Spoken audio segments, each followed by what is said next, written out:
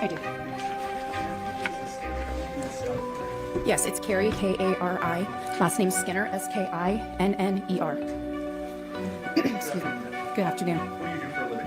I work for the City of Henderson Police Department as a detective. How long have you been with the city of Henderson?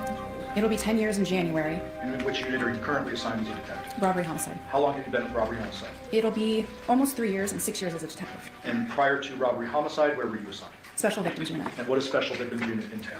Basically, Special Victims Unit will investigate anything to do with child abuse, sexual assaults, things of that nature. And in homicide, do you respond to scenes with a team? Yes, I do. With regard to this particular incident, did you respond to a scene on August 7, 2023 at 2698 Paladura Drive? Yes, I did. Do you remember around what time you responded? I believe that was roughly 8:40 in the morning. And did you respond with anyone else? I did. My fellow detectives, one of them being Detective Ozawa. When you responded to the scene, was it already static and shut down by patrol guys? That's correct. When you responded to the scene, did you immediately go in, or did you do a couple things outside before? No, there's always a few things we do before we go in and do a walkthrough. One of those briefing, Correct. so you kind of know what's going on, what's happened before you got there? Yes, In addition to that, you need to get a search warrant, ultimately to search the home. that's correct. You mentioned a walkthrough. What does that mean? So the on-scene supervisor has already gone inside with his officers. They've already had a little peek of what the scene looks like inside and what we're going to be dealing with, and they've collected information before we get there. That would be the field interviews of any on-scene witnesses, other victims, anybody that's relevant to the investigation, and then they will provide that to us, and then we go in and do the walkthrough. During the course of your walkthrough, was it notable that there were some things missing from the scene, Yes, such as? the decedent's head. In addition to that, were any weapons found that could have caused his death? Not that were glaringly apparent at that time. Okay, sure, there were probably some steak knives in the kitchen, et cetera, but nothing that was within our scene. That's correct. Did you stay on scene there after the search was conducted? I apologize. No, I actually went over to the secondary scene, which was on Porcupine Rim. Okay. So when you go to Porcupine Rim, still on August 7th, Correct. did you respond there with Detective Ozawa? Yes, I did. Did you make contact with some individuals who were either witnesses or suspects? At that time, there were some individuals that were persons of interest. However, there were some residual people that we needed to contact that were family members. Were a couple of those family members two small children? Yes, they were. And with your specialized training and kind of history with special victims, did you make contact with them? I did. Did you speak to them? I did. Did you do it in a big formal interview setting, or just like kind of get on their level and talk to them as kids? Unfortunately, I wasn't able to do what's called a child forensic interview, which is a very directed interview. It has guidelines for children, no leading or anything like that, and it has a very strict protocol on how you begin the interview, how you end it, and how you conduct yourself during that interview. Unfortunately, I was not able to provide that level of interview just based on the children's behavior at that time. Were they kind of all over the place? To put it politely, yes, they were very active young ladies. Okay. Did you ask them a couple of questions, just kind of information gathering? I did. There's a little bit of rapport building. What's your favorite toy? And they're involved. So you want to make them feel comfortable. There's a lot of strangers in their home. So I did my best to make them feel comfortable. And there was some conversations that were had with them. Did they specifically say anything about a person by the name of Devyn? Yes. What did they say? They refer to him as someone that takes care of them. Yeah. They also referred to the fact, when in passing, as we were talking to them about being in the home, there were conversations being had around them, and it did come up that Devyn had watched them the night prior. So Devyn had been home the night prior, according to the girls? Correct. Okay. At some point in time, did you have an opportunity, before the home is actually searched, to interview a person by the name of Devyn or Nikki? Yes, I did. What name did you know her by at that point in time? At that point, it was Devyn. Okay. Do you see that person in court today? I do. Can you please point to that person, describe something she's wearing today? Yes, she's sitting over here at this table, and she's wearing a light-colored, looks like a floral blouse. Will the record reflect identification of the defendant? The record so correct? Did you record that interview with the defendant? Yes. And where was that interview conducted? That interview was conducted inside Detective Ozawa's unmarked detective vehicle. Your Honor, I would move to admit 619, interview number 2. Any objection to 619? No objection. All right, 619, will you admit it? And again, this is an interview conducted before going in to search Porcupine Rim, correct? That's correct.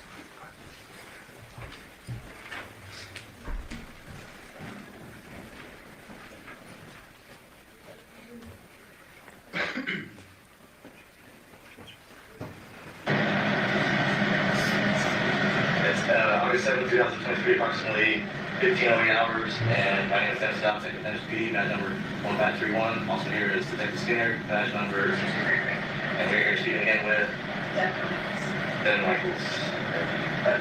So you already kind of talked to us, so. Yeah.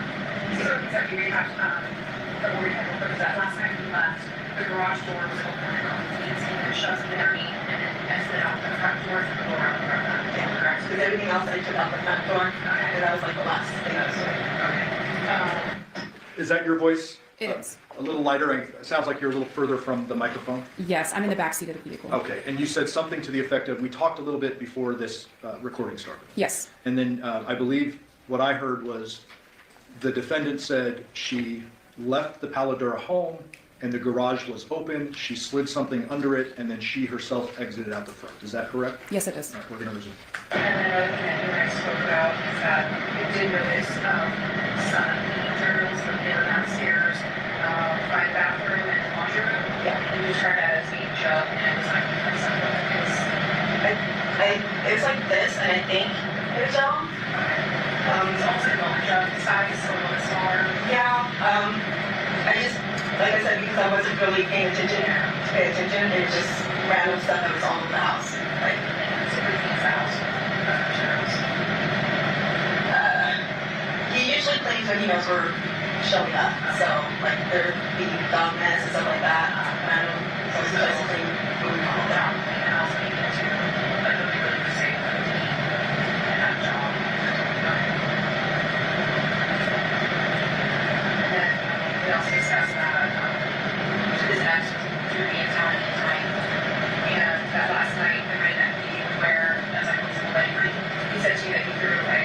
Yeah, Okay. And we kind of made a joke of it, 2 points, good as a judge type thing. okay.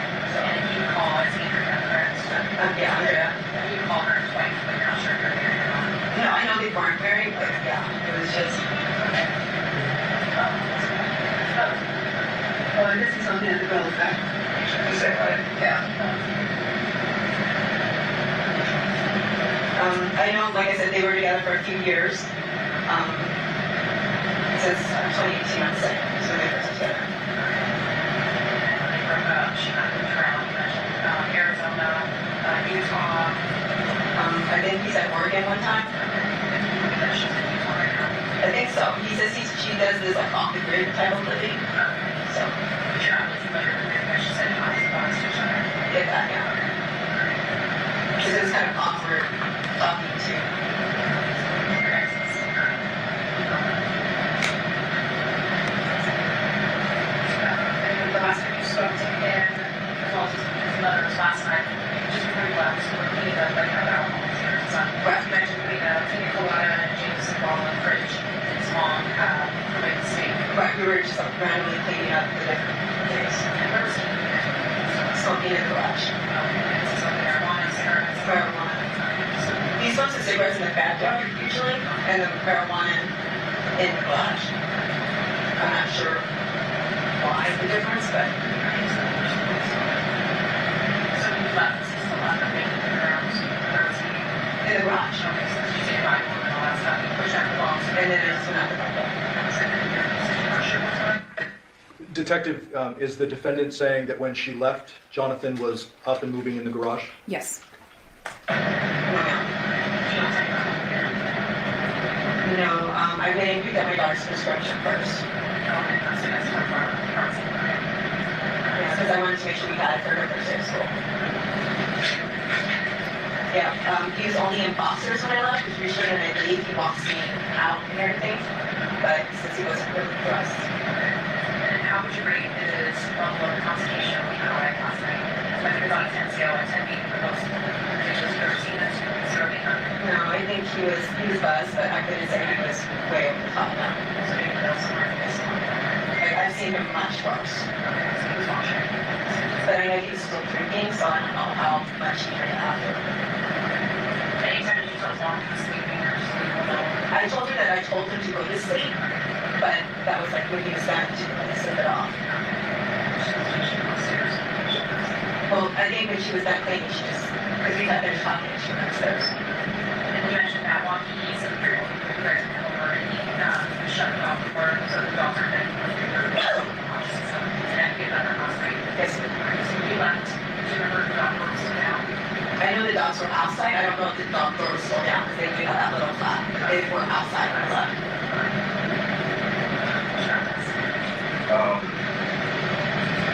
Just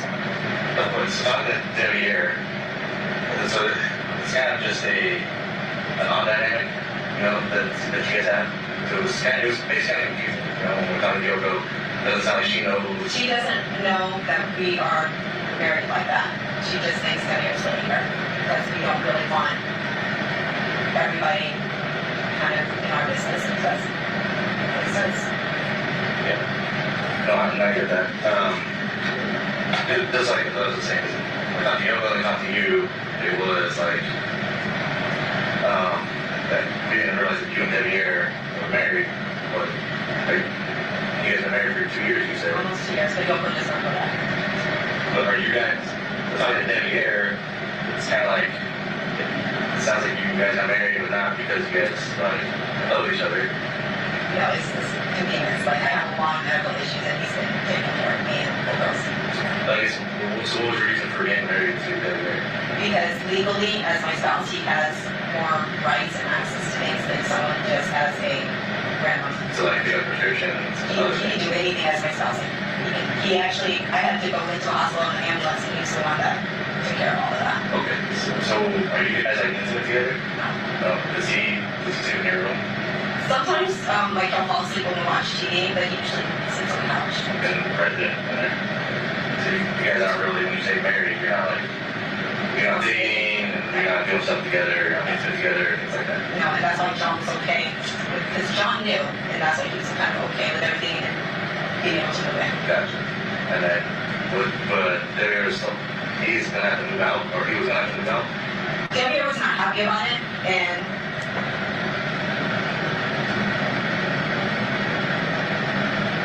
Like, I was he from the cover? And the idea was, John was not supposed to be moving in, but because of the situation going on with his mom and Andrea, he didn't really have anywhere to go. So that's why he was doing this guy.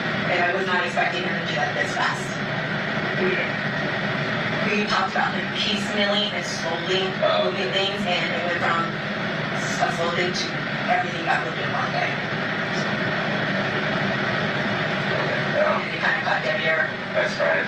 very quickly. That's what, when you made it, when you were talking about it earlier, saying, yeah, he wasn't good with it, but he understood, like, when we're trying to figure out the dynamic of everybody, like, when you say you two are married, I'm thinking, yeah, you guys are in love, and you guys, you know, everything, you guys are one happy family over here, and then now you're bringing in your ex. That's why we don't call anybody we're married, because you automatically assume the word marriage, this is what you have. Yeah. But a lot of people get married for... No, I get it. I totally understand it. And if you see my medical marriage, you will definitely understand. And sorry to hear that. The issue and stuff. So, When you called me, I was actually on my way here to EEG. yeah. I had to switch the schedule. You said you went and picked up your daughter's prescription on yesterday? Or after you left the house, right? Well, which place did you go to? At CVS on Cheyenne. Seagull. I have to receipt if you need it. It was Cheyenne, right? Seagull. Soaring balls. Sorry, those. And then after that, you just come straight home here? Yes. And then you don't remember what time you left? No, sir, because I left and I went straight. I went and came here, so my receipt will say what time it was. Say what time it was. Okay, so you check just get like a time frame. It's like when you left the other house. So I know you said you weren't sure exactly when you left. And then you were telling Ted Skinner that he was just in boxer shorts when you left. Yes, sir. And that was inside the garage. Yes, sir. And he left kind of slightly open because he was kind of airing that out. Yes, sir, because I had popped his bag and he had his boxers on, and we were on the main floor and I popped his bag on him. So I know he had boxers on. That was before. He went out to smoke. And then was he in the garage when Yoko came in? Yes, sir. Because Yoko thought that he was sleeping in the... No, sir, he was in the garage. She was in the garage at that time. Because I told him to take a nap. Well, not take a nap, but to sleep it off. So, Because he was drinking and smoking. So he was in the garage when Yoko came down, and then he told Yoko what the plans were for today as far as like taking kids and stuff like that. And then she went upstairs. yes, sir. And then what happened after that? I took like 2 more things out to my car and then I left. But you were inside the garage with him though? Briefly before I left.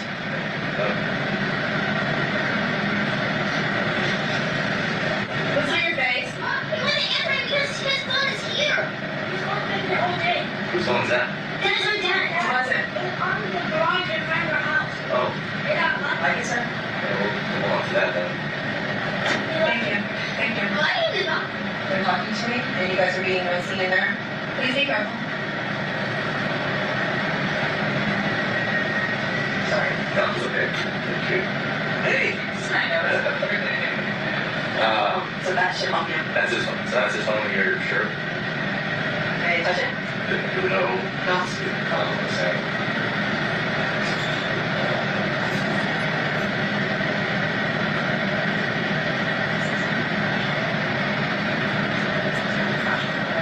This is the way.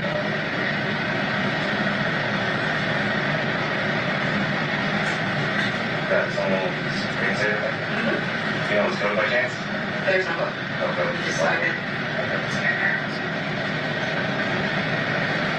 Alright, is that the lady just leaves this stuff in her? Yeah, he just lost his wallet a couple of days ago. That's what Actually, yesterday. he lost his wallet? Yeah, he called me, do you know where my wallet is? And he sent a picture of it after he found it. So, yes, that is very Typical.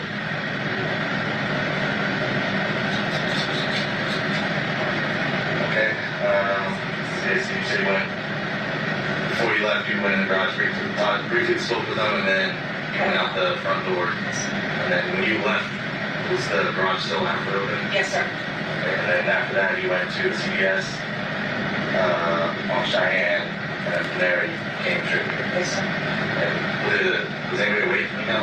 No, sir. The girls were passed out, so yeah. That's it. Is there anything else? Next man? So it is 3:22, and that's gonna end the Detective, when the girls approached with that phone, did you observe anything of note on it? Yes. What? There appeared to be, to me, apparent blood, and it was smeared on the screen. Okay. Did you have an opportunity to look at the screen and see if there were any notifications present? Yes, I did. Were there? There were none. If you receive texts or calls on your phone, your notifications show. Correct. And that's kind of a common thing. Yes. So it appeared to you that there was no incoming activity to that phone if it's just sitting there all day. Agreed.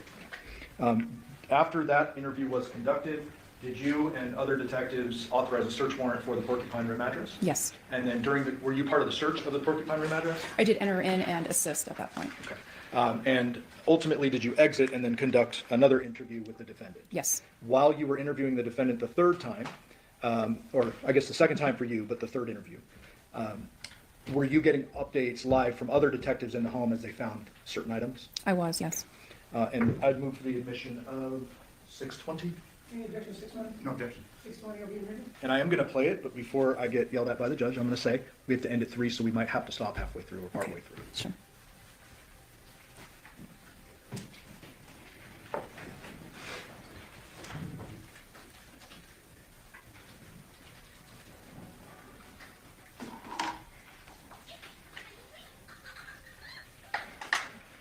Before you start playing the statement, Council Rhodes.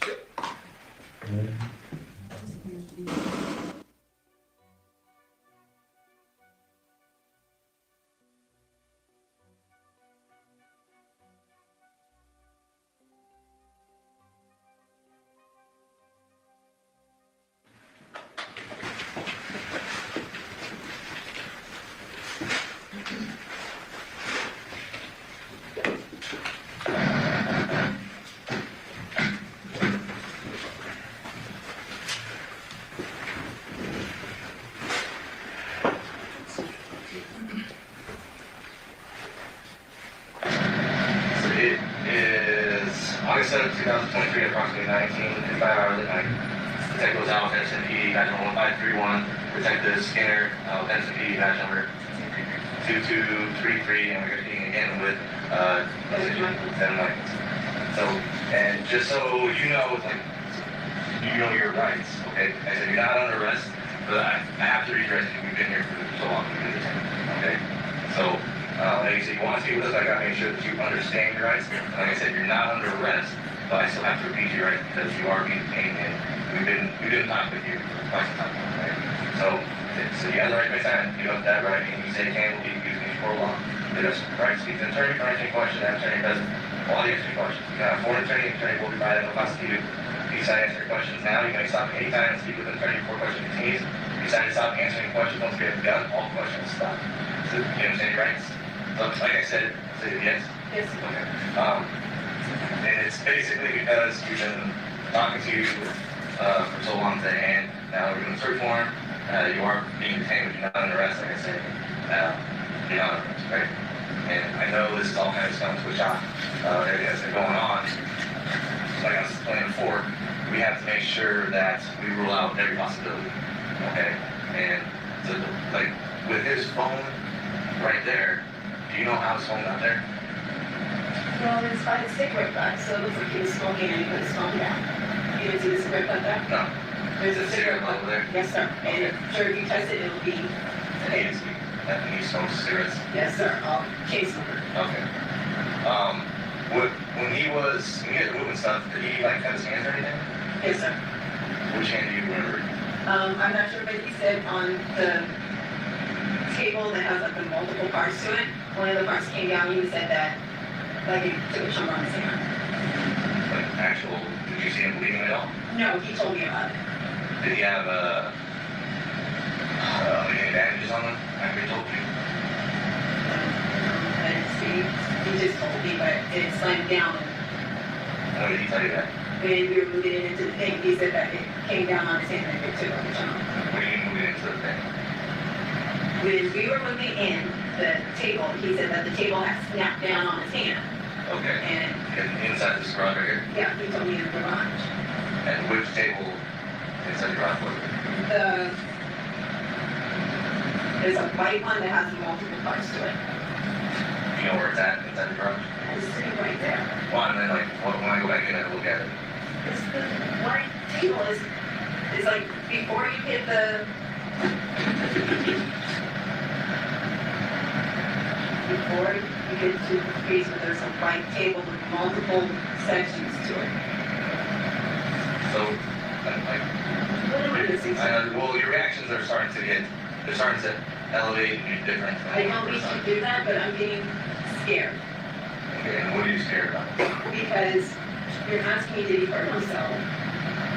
And I'm going by what he told me. He said that when he was moving the table, he loaded the truck by himself. Okay. And so, well, I guess what is worrying you right now? You're saying, I mean, you already told us It's worrying me, but I feel like, things are pointing in your direction like you were saying earlier. and like I said, I didn't load the truck. He loaded everything himself, and the lighter things I unloaded. If I have the camera system, you can see that he did it. Did you guys already, what do you mean? So the camera that you took down, it was up before you guys left? That was like one of the last things you took down? Yes, sir. Where's that camera? It's in the garage. I showed it to him. Okay. Sorry. And it's like the DVR and everything's in there? I think so. He said it records. Okay, and then that was recording you guys backing up right before I you did left? not pack anything. He packed everything, sir. I mean, that was what you guys packed. Was that the last thing you guys packed before you left? Come back here? I didn't pack anything. He packed everything, but when I got back, he just tightened everything down and we left. What do you mean when you got back? When I left here, I went back to Henderson, got in his truck, and then we drove back here. And so when you drove there, everything was already packed? Yes, sir. Everything. And then what time was that, do you think?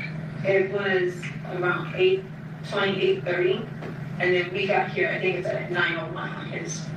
Okay, and then after you unloaded everything here, We got back you in drove his back over truck. there? Yes, sir. In his truck. Nah, did you leave your depot over there? Yes, sir. Nah, why did you guys just hold that back? Because he wanted to take his vehicle because of the trailer. He uses it for, I mean, like, why didn't you just drive your car and he drove his car? because he said he wanted to drive one car. I sat in the passenger side of his truck. Well, that's what I'm asking. I didn't know what was the reason for, like, because you were planning on coming back here at some point, right? Yes, sir. So I was trying to figure out why. Like, I offered and he said, You gotta just drive yes, sir. back and forth. And then we went to the gas station and he put more gas in his car and you could see us at the gas station. No, which gas station? The Arco, we went to Arco twice that day Which one's that? on Windmill and Eastern. Okay. It was the Arco and Mill Eastern after you guys left to get here. Yes, sir. So it's probably between like 8 and 9 o'clock. Oh, definitely. It was like beginning, like at 8:20 when we were leaving to head back here. And that's when I told you the Mountain Dew that he left was still on the gas pump from earlier that day, and I went over there and was showing him, your drink is still sitting here. And where was that at? He left it on the gas pump the first time we were there. Oh, okay. You were asking, does he forget things a lot? Yeah. He forgot his soda at that time. Okay. So we went back and looked at the video at Burlington. Do you remember anything else while you were there at Burlington? Like you said that you took Janae to the bathroom. Was there any time that you took both girls? Did you guys both split up? I had, after we came out of the bathroom, Tamia was with me, and then John kind of was walking around by himself. I think he went to the shoes. Was that the very, when you get there, I guess, when you guys arrived at Burlington, at what point do you guys break off to take her to the bathroom? Immediately, like almost immediately, she was asking for the bathroom when we first walked in. Okay, did you guys talk to anybody when you first walked in? Just the security guy at the front, and he says towards the back, and me and Tamia was walking back there. Okay, that's when we split. Yes. And then after you guys left, that's when she's saying that Johnathan and Tamaya were walking around, Yes, sir. and they were contacted by somebody at that Yes, point. I did not see that person. Okay. So the video at Burlington shows, or at least what my partner was saying when he was there, when you guys get there, you talk to the security guard, but then all you and Janaea and Tamaya basically split up from Johnathan at that point. Tamia didn't go with us into the bathroom. I know that for a fact. It was just me and Janaea. Did she follow you while you guys were going that way? Even though she didn't go into the bathroom? I don't think so. I don't think she came with us that way. Okay.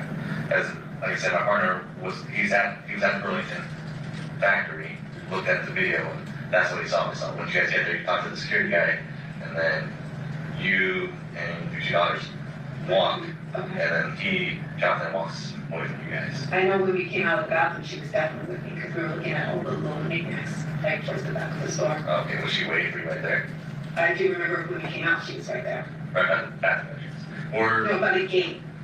She didn't go into that, but there's like a gate blocking it off. oh, okay. Was Johnathan anywhere around there? Okay. How, when you talked to Samaya, how sure was she about what she said to you about the guy coming up to her? Like, how did that come up? It was like a matter of fact, oh, well, there was a guy that said something, and I'm not sure the exact words, but she brought it up. Like, How did she bring it up? there was a guy at the store that said, I'm coming after you, or I'm gonna get you. And she said that in front of me and her grandmother, so I was like, we were gonna tell you. And so she just volunteered that information. Do you know, I guess, did she have any reason why she would tell you that? I guess that's what she saw or heard. Okay. And then, after you guys split up after going to all the stores, and you take the kids back here to eat, and then he goes back to the house to eat back in the house? No, we left Bonds. We took all the groceries out of his truck, put them into my truck, and then he went in to eat, and then we drove. So we went back to his house after Bonds to switch cars. And was your girls with you at that time? Yes, sir. And then, when you switch cars, what happens after that? I drove back here And you stay there, to load everything. and then you drop the kids back off here? I left him here and I drove back there to bring the truck down to help him unload it. Okay. Carrie, you have any additional questions? Okay, so, at this point, I have to ask you like I asked before, do you know what happened to Johnathan? Well, the way how everything's investigation is going right now, yeah, it's not a normal, I guess, not a normal type of investigation, right? So that's why we have to go at the different avenues of this, make sure that we investigate every side to this case. Okay, so that's why we're doing this report here at this point. Okay, so I'm asking you, like right now would be the time, if you know anything about what happened, or if you're involved in any way, now would be the time to tell me. Okay, so we're not going around chasing, doing other stuff. Like if you knew someone that possibly did this, but you're trying to protect them, or you knew something happened and you're not telling us, now is the time that we need to know that. My Last thing I did was John. I was fucking his back, and then he went to smoke. And while he was smoking, I was talking to Yoko. That was pretty much the end, and then I finished loading. He told me which ones he wanted me to take, and then that was it. Say that again, you finished loading with something? No, he told me like the kids' Wii controllers. There's like little things that were light enough for me to take, and he was going to load up the bicycles and bring them down because he was supposed to come down first in the morning for us to take the girls to school. Okay. And when you guys were running around yesterday, what was, I always mispronounce his name. Devyn. What was he doing? Devyn. He was here. Did he work yesterday? Sunday, no. He was on Sundays. And was he home pretty much the whole day yesterday? Like when you came back here and had the kids, was he here at that time too? Yes, sir. And then when we got home, he started cooking dinner. Do you know when the last time him and his dad talked? It's been a minute. They don't talk. John doesn't really talk to the majority of the people of the family. Like, he would be his dad and everything like that. Okay. And then who? I'm sorry, son. What do you want to do now? Oh. Crazy. You can check the deck. Whose idea was it for him to move here? He wanted to come here to be a family and have me and him under one roof with the girls. Okay, and then was that up for discussion, or he just said, I want to move with you, and then that was like a done deal? No, I wouldn't say it was a done deal. It was a lot of back and forth with it. Like, we've been talking about it for months. And did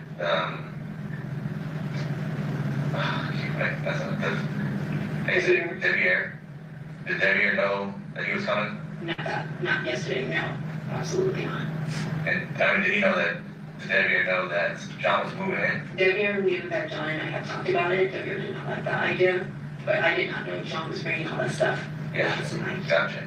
We were supposed to just be moving like the girls' things, the bunk beds. I have packed up like all their old clothes, you know, like bags and bags of clothes I have packed up for them. Okay, and what did Devyn and Jonathan talk about yesterday? They didn't talk yesterday. Devyn opened the door, saw that we were going into the garage, and that was it. And then, Oh, they never actually spoke to each other? no, sir. Oh, okay. And then, Devyn made it sound like he might have talked to him, no, sir. so he saw him, went back inside, and that was it. Yeah. I think he just opened the door because he heard noises.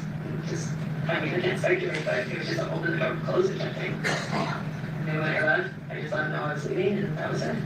Would Devyn have any reason to want to hurt Jonathan? No, sir. You don't think so? No, sir.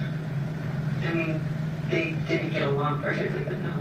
Anything like in the past that they've gotten into fights or anything like Like that? arguments, but nothing ridiculous, so. Okay. Do you think Devyn would have anything to do with it? Or no? Why do you smile and say that? Shake your head no. He's one of those types that things don't bother him. Like, you can be angry and everything like that, and he's always very calm and mellow. And how upset was Jonathan when we found out that you and Devyn got married? Oh, he was furious at first, but once he started realizing, like, with all the medical things and everything like that, John and I, we started talking again. We hang out. We actually go to birthday parties and like the 4th of July, get all the fireworks with the girls. Like, we actually were building our connection again so we could have more time with our family. And that's something that you wanted to happen also? Yes, sir. And then, because like, the reason why I ask these questions is, as far as like him being the one that said that he was moving, when you think it sounds like he's very pushy and kind of wants to get his way with stuff. Yeah, Right? he definitely can be that way. Like, was this something that he forced upon you? Like, hey, I'm moving back in? It wasn't that he was forcing upon it, but I know he was having issues with Yoko, and she was trying to get him out of her house. Like the night, last night, she was telling me she still hadn't paid her rent money. He owed her $200. She was saying, see if I could get his EBT card, so she could at least take the money off of that. So I know she was pretty upset at him for not being able to pay her back. She said it had been years since he had paid rent. So, and I sat there and helped them talk to the car company to kind of get the payments back on track because he was falling behind with that. His phone was constantly being turned off, they're not payment and things.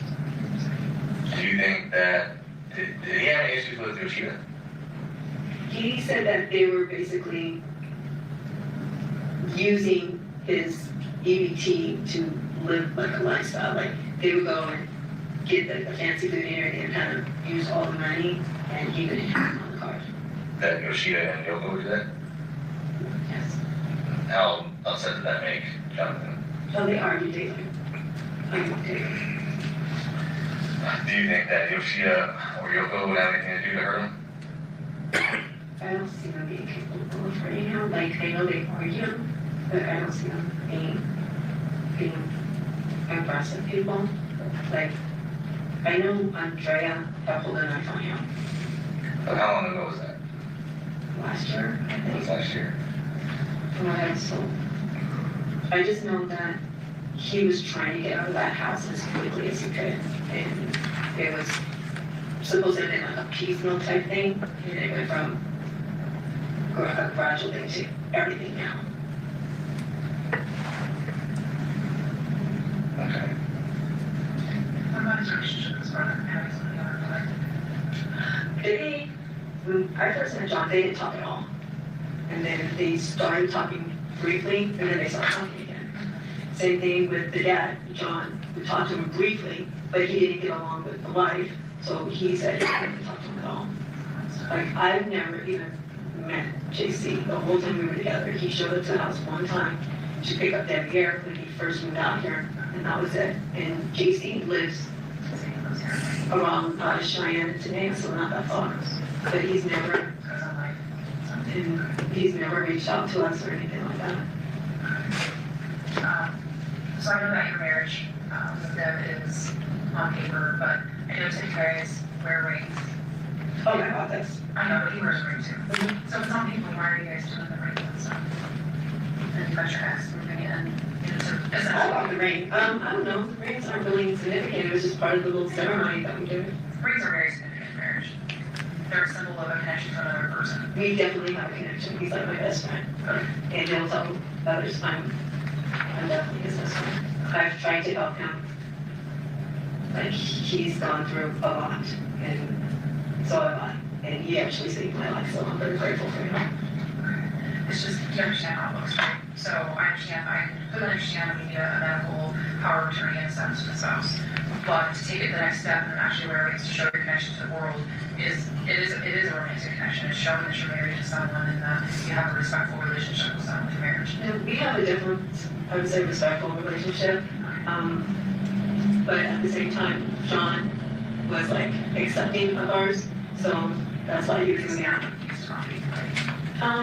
At first, but that was like only like a couple of weeks. And then the more him and I talked, he was okay. And once you go back and look at the text messages, you'll see like, Okay, I wasn't sure what that relationship was and like if this other stuff came out. no, but he found out about it because of that. And of course, he was like, pretty furious. But that was in October, and by November, we were already on decent terms, and I was going over to the house to see the girls and everything like that. So the caseworker talked to you about your family dynamic? Yeah, So you got brought up? of course. Okay. But yeah, John and I had already started working towards things back last November. And then, I know after you left the house last night, you went to CVS, got her medication. And then did you try to contact John after you got home and this morning? Early this morning I did. And that's when he wasn't answering, you were trying to figure out the school stuff, right? Right. Okay. Because he said everything was loaded up, and then when I got up to start packing everything, I couldn't find any of it. Okay, oh, that's right, the school supplies, correct. Okay, so you're obviously contacting him. Now, how do you know that he does not have a PIN code on his phone? Because I've used his phone when we couldn't get into work, because for a long time, whenever I call him, it would go straight to voicemail. Okay, So I know his phone. okay, so you've been on his phone in the past. So one of the things that we noticed when we were walking up, we noticed the phone on the driveway. And then obviously went in and talked to you, talked to your daughter, talked about Eric, the girls brought it over. When we looked at the phone, there were no notification messages to show that there was a missed call and this text. So I'm asking a direct question. Did you know that phone was there and did you look at it and then just forget about it or something? No, there should have been, because on my phone, it shows, Missed call, missed or notification? well, it shows, delivered but not read. So it's showing that he's gotten them and he's not opening them up Okay. on my phone. So I don't know about no notifications on his side. Mine's showing me this there. Okay. I don't know how Does his, it show a red, like, does he have a big, I don't know. I know on mine, once he reads it, yes, it will say, Okay. So on his phone, it should show red if you looked at his messages? yes, just like Yoko says. And back and forth, okay. Okay. And then he never said anything last night about not knowing where stuff's at? We didn't talk about it, so no. The only thing he asked me about was his wallet that morning. Okay. And you can look at it and it says, where's my wallet? And then I called him and I told him where I remember seeing it. And then like a little while later, he sends me a picture saying, I found my wallet. Sorry, can you jump up? What kind of wallet do you have? A little skirt thingy. Oh, okay, like, free the cards in there? Or? Is it like a bifold wallet or? It looks like it's about this, like a little square wallet. Okay, and does it, is there anything else in the house right now that belongs to him? It belongs to him. Anything like, you said he found his wallet? And he found it where? It was on the table, but he had put it off the table, so all this stuff got moved. I've been other places. And then he had lost his wallet yesterday, Is it money? and he was looking around for it. Did he, you know where he put his wallet after that? Like, did he have it with He him? shopped all day. He used it all day. And is there anything else that belongs to him, other than the stuff that he brought over? Does he have any other belongings here, like clothes Yeah, or there's a ton of stuff here now. all of the stuff's here? Yeah. Because we couldn't, because his wallet wasn't at the house on Palladora. Do you know where it would be right now? That's it. And then does he carry, like, I know some people carry like their social security card, medical cards. He gave me a social security card. He told me to hold on to it because it's very important. So that was in my purse, I believe I had When did he get that to you? yesterday. Okay, It's in a black plastic folding bin. okay. He said it was very important for me to put it someplace else. So we were sent a picture from inside. There's a picture of his wallet with his ID that was in one of the drawers in your bedroom. Okay, one of his old ones, because I have a lot of his old ones. Oh, he had like an old, what did they look like? I don't know, like I have all of his old driver's license, and he had all of his old stuff. Like, and then a whole wallet with the driver's license? How many do you think you have? I think I have 2 of his licenses. And then are they both in wallets or Yeah, we have my old one of Devy's as well. in separate wallets? Or- No, just in separate places. Okay, where was those other ones? Like the ones for Johnathan? Where did you keep those at? In one drawer, Devy's in a different drawer. Which drawer? One's in like my drawer with like some doorknobs and stuff, and the other one's in a nightstand for on the other side. Oh, okay. And you think you have a couple of his driver's license? I know I do. I have them on my phone too. And why does he give you those, or why do you I tell don't you know. that? I know how it sounds, but he literally said, "Hold on to this because it's important." He literally said that, About like the social and everything. And I have the EBT card, and you can see at the gas station, he handed me the EBT card and said, "This is the code," and then he gave me the other one.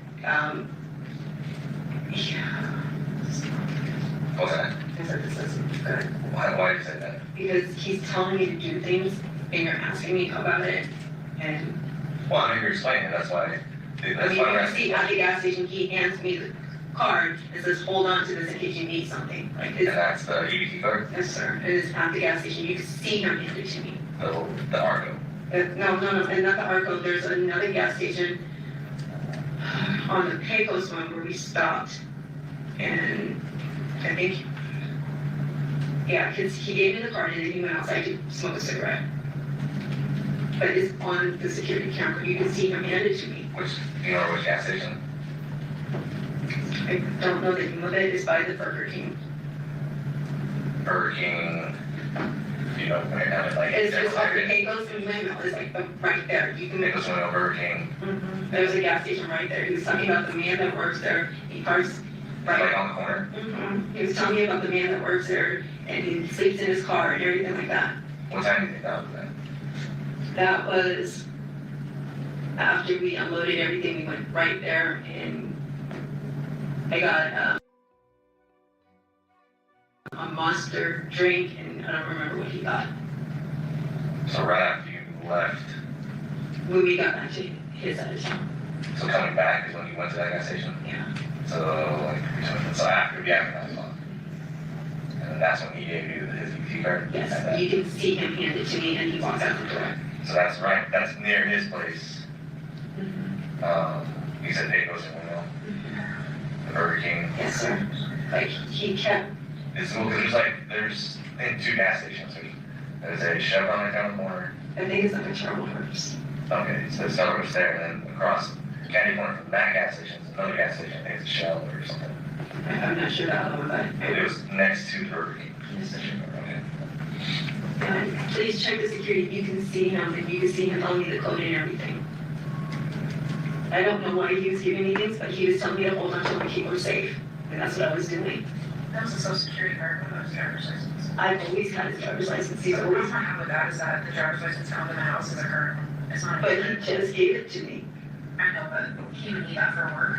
That's He why I has asked another you, one. you said that he gave you an old one, you had it in the drawer. Well, no, he's given me old ones before. I have multiple ones. So you can look around the house. There's more than one. Okay, and if this one's expired in 2025, it's gonna be his newest one. Okay. It's weird that you have his latest driver's license, and that was tucked in a drawer. Yeah, I put it away to keep it safe. This should be wrapped in like a whole bunch of bags, right? Okay, do you understand that? I understand, but I also have social security. I understand, and that's why I'm like, it's just getting weirder and weirder. It's like I'm doing things that help and it's not helping me. I got it. Yeah, is that just being able to explain some of the stuff? That's all we need. I'm trying to explain it, but the more I'm talking, the more it just sounds really stupid and. Especially a driver's license, that doesn't mean you're really kept safe. A social security card or birth certificate, I completely understand, especially if somebody is transitioning their life and are wanting to find a new place to live, and want your important papers. But I don't know what else was in it. It was just a lot of things. Okay. But it wasn't his wallet, he didn't hand his wallet over to you. No, it was a lot of things. Like it was like a square thing he handed to me, and then a black bun. What are those called? But not his wallet. You know what his wallet looks like, you saw him pull it out to driver's Yeah. license. So he had his, so when we find his wallet, it's gonna have his driver's license and his cards. Okay. Driver's license to someone. But not if you. When John and I were together, I had everything. He had me hold on to it so he wouldn't spend money needlessly and things like that. Like he's like, hold on to this. And You know, you guys don't have that relationship right now. we actually were. So you're closer than we thought. Yes. I went. He asked me to marry him yesterday. And just because I know what time this is, I apologize. You guys, I do have to do something that we have to end today at 3 o'clock.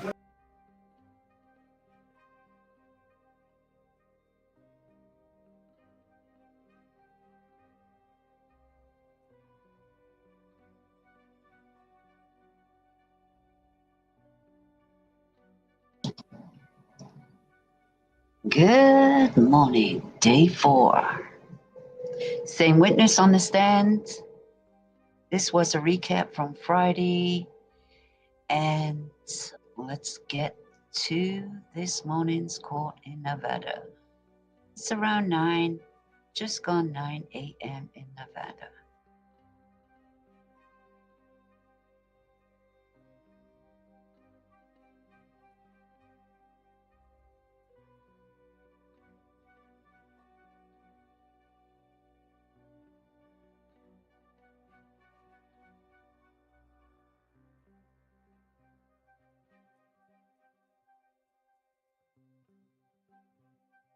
Driveway of the residence, kind of off to the side, which would be near the opening of the garage door, there was a black cell phone. And when you say off to the side, do you mean actually on the driveway? It was on the, And which side of the Nissan Armada was it? it would be to the left, Okay, so the driver's side. correct.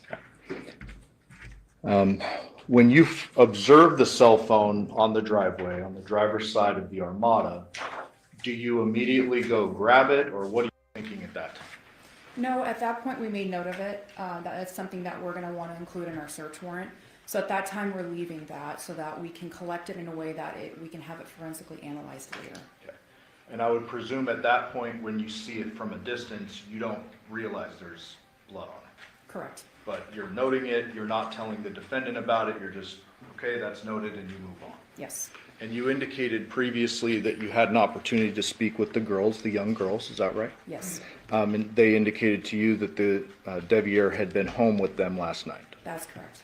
We went through the first interview in the beginning of your testimony, you recall that? Yes, And also, I called it the first interview. This is actually the second interview conducted by detectives, but the first that you were involved. yes. I didn't get a chance to ask you, but how were you approaching this second interview when you first go in? What's your mindset? Sure. So whenever we're contacting someone for the first time, we try to use a free format.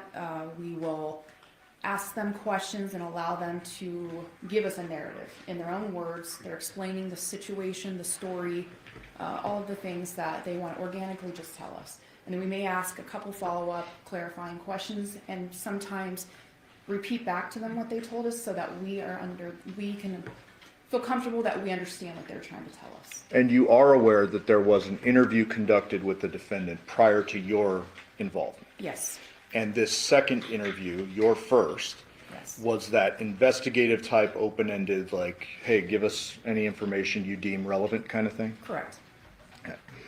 And just to briefly summarize, there was some discussion about, in that second interview, your first, the day before, shopping for school supplies, the defendant acknowledged she had been with the victim, and then she said he was alive and well in the garage when she left. Is that correct? Yes,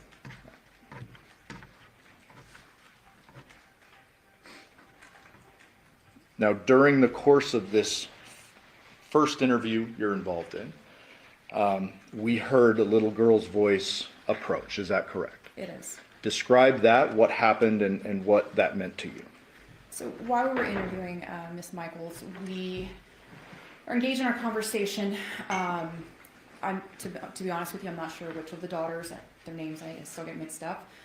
She had approached the window and she has the cell phone that we believe is the one we previously saw on the driveway. And she says, "Mommy, here's Daddy's cell phone. That's why he didn't answer." There was a physical reaction from from Devyn, and she takes the phone, she hands it to us, and she made a comment, "This should help you." And then that's pretty much changed the tone a little bit to casual conversations to then it became a little bit more flustered. Okay. And is it at that point where you noticed the blood on the phone? Correct. And I would imagine that's important for an investigator. Very much so. You, I believe, previously indicated that after that first interview, a search warrant is authored and conducted on the home and the vehicles outside the home at Porcupine Rim. Is that correct? Yes. During the course of that, we know the wallet with the current ID is found. It's tied in several bags in the defendant's underwear drawer, and it's kind of tucked away. Is that right? Yes. And then within that same bag is the truck keys. Yes. The social security card was found, but that was in her purse, not hidden away with the other stuff. Right. We were about halfway through that second interview when we had to break on Friday. And so just describe for us how you're approaching this second interview differently, knowing what you know about the blood on the phone and the items found in the home. Sure. So as I mentioned, the first interview is going to be more of a format that allows the subject to give us their narrative, their truth, what they want to tell us. The second interview, we've now discovered some evidence inside the home. There's some things that we need to confront her with. So the tempo of the interview, the tone changes. It becomes a little bit more direct. Okay, you said that this happened, but now we have this. For instance, the wallet. we didn't know about the wallet. That wasn't brought up in the first interview. So now we are going to be targeting her, asking direct questions, and it can be accusatory in nature. Okay. And so we left off at 36:55, but just because we were really cutting it close, I want to start back at about 30 minutes of that interview and then resume. I may pause it a couple of times and ask you some questions, okay? May I, Judge? Yes. What do they look like?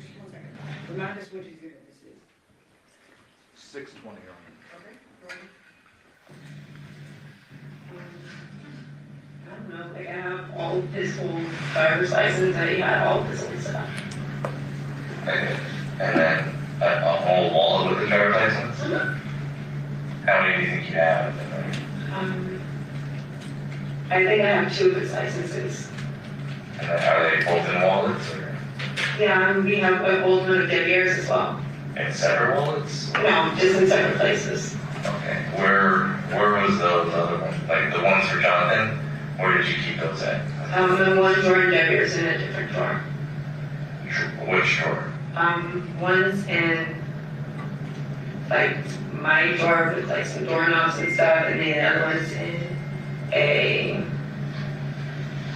nightstand or on the other side. Oh, okay. And you think you have a couple of his driver's license? I know I do, and I have them on my phone too. And why does he give you those, or why did you have them?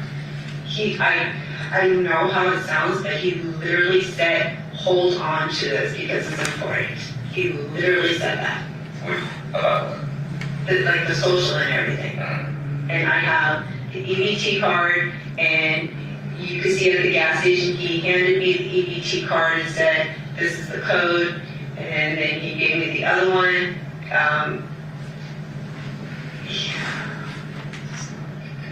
What was that?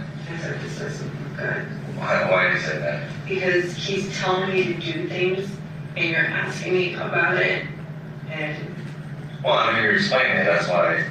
I mean, you can see at the gas station, he hands me the card and says, hold on to this in case you need something. Like, And it's, that's the EBT card? yes, sir. And it's at the gas station. You can see him hand it to me. The ARCO. And, no, and not the Arco. There's another gas station on the Pecos one where we stopped. And I think, yeah, because he gave me the card and then he went outside to smoke a cigarette. But it's on the security camera. You can see him hand it to me. Do you know which gas station? I don't know the name of it. It's by the Burger King. Burger King. Do you know, like, It's off the Pecos and Windmill. It's like right there. You can. Pecos Window, Burger King. There's a gas station right there. He was talking about the man that works there. He parks Like right. on the corner? He was telling me about the man that works there, and he sleeps in his car and everything like that. What time did you get that? That was after we unloaded everything. We went right there, and I got a Monster drink, and I don't remember what he got. So right after you left, When we got back to his side of town. so coming back is when you went to that gas station? Yeah. So after 9 o'clock. And that's when he gave you his EBT card? Yes, you can see him hand it to me, and he walks out the door. So that's right, that's near his place. You said Pecos and Windmill? The Burger King? Yes, sir. Like, So Detective, we're now talking about kind of the social security card, the wallet. There's an EBT card that's referenced, is that correct? Yes. Before we move on, I want to ask you about an exchange that was a bit earlier in the interview, but would be duplicative for me to play again. Earlier on in the interview, you had confronted the defendant about the bloody phone, correct? Yes. And what was her general response with regard to that? As far as the acknowledgement of the phone, Yes. she was surprised about the phone being at the residence. Okay. And it really threw her off when her daughter handed her the phone. and it changed the tone of Yeah. our interview. And she claimed she was surprised. You're not saying she actually Yes. was? No, Okay. she appeared to be very surprised. Okay. And you had asked, and I'm simplifying, you had asked something to the effect of, well, how does blood end up on the phone? Does he hurt himself or something like that? You remember Correct. that? Describe that exchange. So once we have the phone in our possession, we do note, and also her child noted that there was apparent blood on the phone. That's of great concern, and of course, we're going to address that at the time.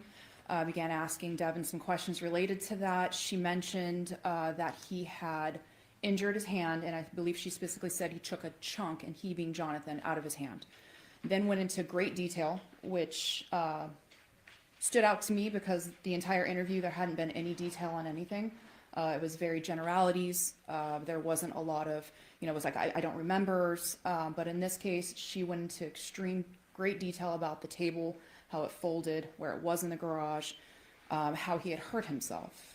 And to be fair to the defendant, I believe she said, John told me that he hurt himself. I didn't see it, but she knew it, or claimed she knew what he hurt himself on and that it was a very large injury. Correct. And in addition to that, she did not see any blood or injuries on John's hands. And Detective, you've reviewed the autopsy photos in this case. Yes, I have. Were there any bleeding injuries to the victim's body other than his decapitation? No. We're going to resume the interview now. He kept, It's, well, 'cause there's in 2 gas stations, there's a Chevron right down the corner. I think it's like a Charlotte Horse. Okay, so it's over there, and then across Candy Corner from that gas station is another gas station. I think it's a Shell or something. I'm not sure the other one, but But it was next to the Burger King. Okay. yeah, please check the security. You can see him, and you can see him telling me the code and everything. I don't know why he was giving me things, but he was telling me to hold on to him and keep him safe. And that's what I was doing. That was the social security card for those driver's license. I've always had a driver's license. He's The always, problem I have with that is that the driver's license found in the house is a current, it's not. but he just gave it to me. I know, but he would need that for work.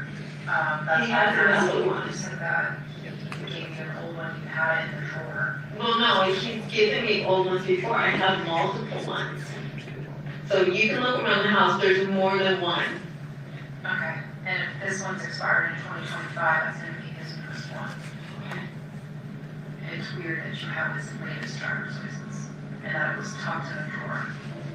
Yeah, I put it away to keep it safe. It should be wrapped in like a whole bunch of bags, right? Okay, do you understand that? I understand, but I also have social security. I understand, and that's why I'm like, it's just getting weirder and weirder. It's like I'm doing things that help, and it's not helping me. I got it. Well, yeah, is that just being able to explain some of the stuff? That's all we need. Is I'm explanation. trying to explain it, but the more I'm talking, the more it just sounds really stupid. And Especially driver's license, that doesn't need to really be kept safe. But no, social security card or birth certificate, I completely understand, especially if somebody is in transition in their life and they're wanting to find a new place to live, one year or 4 years. but I don't know what else was in it. It was just a lot of things. Okay. But it wasn't his wallet, he didn't hand his wallet over to you. No, it was a lot of things. Like it was like a square thing he handed to me, and then a black box. What are those called? But not his wallet. You know what his wallet looks like, you saw him pull it out for Yeah. things. So he had his, So Detective, you're now confronting the defendant with regard to the wallet and all that was found in the plastic bags. Correct. Those were sealed when they were found, correct? They were. So let's step back a moment to the phone because they kind of tie together. She is not telling you that the phone is part of this chunk of items that John allegedly gave her in this bag, correct? Correct. Okay. With regard to the victim's phone, did you ultimately learn that was in fact his blood and DNA, the victim's, on that phone? Yes, I did. Did you ultimately learn from other sources, not the defendant, but other sources, when John's phone was last at his home and when it left? Yes, so one of my partners had authored a search warrant for Google. We had also done some data records as well, but the Google itself came in quite a bit later. So this is something that we found out after the crime, obviously, and after all the interviews had been settled. But we noted that the return showed that John's phone was at the home on Paladura, which is where he resides, from 10 o'clock till it began to travel or move at about 2:04 a.m. And what else traveled or moved at 2:04 a.m.? So I'm not sure exactly what's been testified to yet, but at 2:04 is when it's alleged that Devyn left the home. She traveled. We have her cell phone or CDR records, as well as the Burla, which again, I'm not sure if that's been testified to. That is the infotainment system that we authored a search warrant on. It shows those three devices together in a companion movement all the way back to Porcupine Rim. So 3 devices, meaning the Nissan itself, the defendant's cell phone, and the victim's cell phone as well. That's correct. Based upon the fact that there is blood on the cell phone and all of that you just testified, what did you deduce about our timeline of homicide? Well, after having the information from the autopsy, which is there was no bloodletting injuries short of his obvious cause of death, which was the decapitation, there was no reason there should have been blood on that cell phone because any bloodletting would have been after the homicide. So for the phone to arrive and be discovered at Porcupine Rim with blood on it indicated to me that that is something that was on the phone before it left that house. At 2:04 a.m. Correct. And therefore, did you narrow down the bloodletting to between 10 p.m. on the 6th and 2:04 a.m. on the 7th? Yes, sir. We're going to resume here. So when we find his wallet, he's gonna have his driver's license and his cards. I just don't know why he's not getting a driver's license. But not, he didn't give you. I always, when John and I were together, I had everything. He had me hold on to it so he wouldn't spend money needlessly and things like that. Like he's like, hold on to this. And Yeah, but you guys don't have a relationship right now. we actually were. So you're closer than we thought. Yes. I went, Are you? he asked me to marry him yesterday. Okay. Does that make sense? Things to know your relationship you had mentioned was getting reconnected, but that's more romantic. Right, and you can ask the girls, that he told the girls we were gonna get back married and they were gonna be the flower girls and stuff like that. He was trying to get back together. And I was helping him break all of these little bad habits that he was doing. So then he gives you the EBT card for one of the girls. Where's the other one for her? I have 2 EBT cards. Do you have both girls' EBT cards now? No, they're not the girls' EBTs. He said one was Andrea's and the code, Oh, so you're using Android. he gave me hers. I haven't used it. He gave me hers at the gas station. And then he has the other one that he got. Okay. Where's that EBT card now? They're both in my purse. Okay. You know you can't have that, right? Yes, but I know he gave them to me. That doesn't make it right. No, but I can't use them, but I understand, but you can see he handed it to me. Okay. You're not understanding that you can't do that. So. No, I know I can't use them. I don't believe he can use it because it's Andrea's and not his. Right. Is Andrea mad that you have the EBT card? Did you get it? Because she's got it now, that's her money. No, he said that she gave it to him because she can't use it in the state that she's in. So he was just using it to fill his wife for money. That's what he said. He said, but at any moment she can cancel it. Yeah, but she wasn't. So he wants to marry you. He's telling the girls to be flower girls, yet you're still wearing a ring, and so is Dev. This ring I bought on my own from Macy's. It had nothing. No, this wasn't a symbol You just for told her. me that it was a symbol. I said- You have a best friend connection with We Dev. do have a You wear your connection. wedding ring too. and that that's something that is a respectful thing, part of your marriage. But now you're telling me that you and your ex were talking about getting married. No. And you just took a ring off last night from another female and threw it away. But yet, You're taking what I'm saying, but you're not. It's fact, is what you said. No, I understand, that's what I said, but that's not exactly the situation. You're taking it and, Okay, so let me, here's what you told us so far. Your ex needs a place to stay. Yes, Because ma'am. he's trying to get out of his mother's house. yes, no. You were kind enough to allow him to move into the house with you, your current husband, which is your best friend, and your 2 girls, which the girls just moved back in May. Yes, ma'am. Okay, so you guys are trying to make it a family. You were saying that he was supposed to like slowly move in, that things were progressing slowly. Now you're telling me that he's wanting to marry you. He mentioned that yesterday. He even talked to the kids about it. And that your relationship has now progressed past just slowly kind of No, ma'am, you're misunderstanding. He has mentioned getting married in front of the girls. Our relationship is not rekindling on a physical level or romantic level, but we are trying to reconnect and have a family for the girls. Yes, he has said we should get married, and he's saying it more, for my opinion, on a joking thing, but he has said that in front of the girls. That was not said yesterday. Okay? When was that said in front of the girls? I would say over a month ago. Okay. And what did you say in return in front of the girls? I didn't say anything, I just looked at him and rolled my eyes. So are the girls, when I talk to them, going to say that they don't think you guys are getting married? Oh yeah, they'll tell you that. That you guys are not getting back together? No. Because at one point I was telling him I didn't think it would be a good idea for him to be here, and it would be too hectic. So they will definitely tell you I was not trying to marry him. Did you say anything to Deb about it? Oh yeah, I told him that John keeps trying to say he wants to, get back together. I You're heard talking that. to him now? Yes, ma'am. Okay. And then him moving in now was just a platonic friendly relationship? It's not a, yes, yes.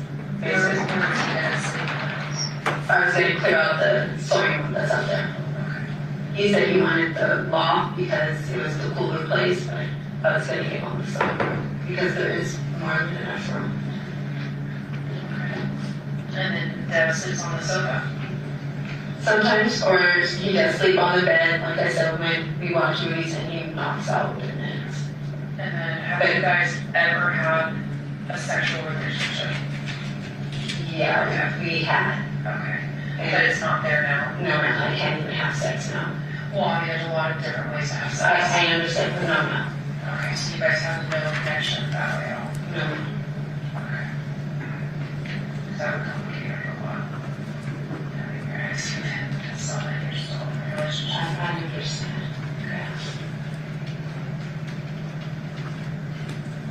You can have all my medical records and everything like that. I have to take hormones just to. I understand. But like I said, there's a lot of different ways to have sex. It doesn't have to be penetration. There's a lot of things that a couple can do. And obviously you did that from the beginning, but it's not now. So much changed. Okay. Well, not to be crass with you, but I think I need to be direct with you. And you can give a male a hand job. And that gives you a connection with that person in a sexual way. I don't It causes say a relationship. Do you know what I mean? You know what I'm trying to say? Yes. There's a lot of different things that you can do for a male that you're connected with. Okay. If you ever see a thing ever, we're not. Like that. I'm just trying to answer and get all the questions answered in the relationship. That's right, answer questions. I mean, I'm cool with we got married for this, the rings. That to me is a lot. That's probably the most odd thing about it for me. Is that It's just I like my ring. But he's wearing a ring too. He's wearing a wedding ring. He wears a lot of rings though, He's wearing a wedding ring. but he does wear more than one ring though. So, and he's bought them for himself. Sure. I got mine. No, I mean, but I didn't buy them for them to be symbolic. He's bought his own rings to wear. And where did you guys get married? You guys got married. What was that? The flamingo thing? She guys had a ceremony with the courthouse. Yeah, it was free. I got a coupon thing, and that was cheaper. And you just did it out at a chapel and the flamingo. Yeah, and there was the one witness, and that was it. Gosh, that does. So you said that you guys have not, like, you and Devyn have been in for a while. How long are we talking? Like, Years since he's been back. what do you mean since he's been back? He moved out of the state. Devyn says he's been living here for like the last 4 years. Yeah, but he got moved out of the state. He lived in California, and then he moved back, lived with John, and then he came back this way. Okay, so since he's been back, you guys have not? No, sir. I stopped being physical probably in 2020 when I was having all my issues because I had surgery after surgery. Okay, but he was already living here then? He wasn't living with me. Because he was telling me that he's lived here for like the last 4 years. Yeah, but he wasn't living with me the whole time. He was living with John at Paladora. When I say living here, I mean like he actually said like he's lived here at this house. How long have you lived at this house? I've been here for 3 years. And then when did he come back to Nevada? I guess I don't know what we're saying. I would say I've been here for 3 years, so at least 2 years ago. And then prior to living here for 3 years, where were you staying before that? Decatur and Horse. And then how long were you at that place? Less than 1 year. And then prior to that place, It was at Wild Magic. where's that at? 89129. Like what area though? Like major cross streets? Craig's and Tanea. Right by where, close to where JC lives. And then did your kids live with you at that time? Yeah, they've always lived with me. They've only not lived with me for the short period of time of 9 months. And going back to, so we're talking about the ID and stuff, and you said it was, yeah, you had one that is in a bunch of bags in your drawer. When did he give you that? Yesterday. With the IDs and the social security card. And was that at the house that he gave that? Don't see it. Yes, sir. So he handed you a bag yesterday. Do you remember what was in it? No, he just handed it to me and I put it in the bags. Because I just wanted them out the way. Okay. So I'm not sure exactly what's in it. I didn't go through it. So explain that part to me as far as like when he did that and what did you do? So like where are you guys at when he handed you like that stack of stuff? In his room area, and he handed me the little square thing. He says, hold on to this, and he handed me the other thing because this is my social. He says, just take this thing. And that's all I was going to do. So I wrapped it up, and I was going to put the social in the security box, and I just didn't have a chance to do it. What else? Did he give you anything else? He gave me his guns. Anything else? Like there's a set of keys in that bag too. The keys are from Andrea's stuff. The set of keys that are in that bag. Like the bag No, the that, keys are my keys. where do those go to? My car. So you have Detective, we're going to pause real briefly. Throughout the course of the investigation, did you learn that no spare set of Chevy keys for John's truck were ever discovered? Yes. In fact, after the defendant was arrested for the homicide, was there some communication with Yoko about returning the keys? Yes. And why was that? There were no set of keys for John's truck found in the home or anywhere else after searching all the residences other than the keys that were in the bag. And so you had to return those keys to her so she could do whatever she was going to do financially with the truck. Correct. bag that you put, plastic bag that you wrapped his ID in that he gave you, had a set of your keys in there? I'm still lost. I'm just wondering, like, when he handed you a bunch of stuff, he only gave you the wallet with the ID in it? Did he hand you anything else?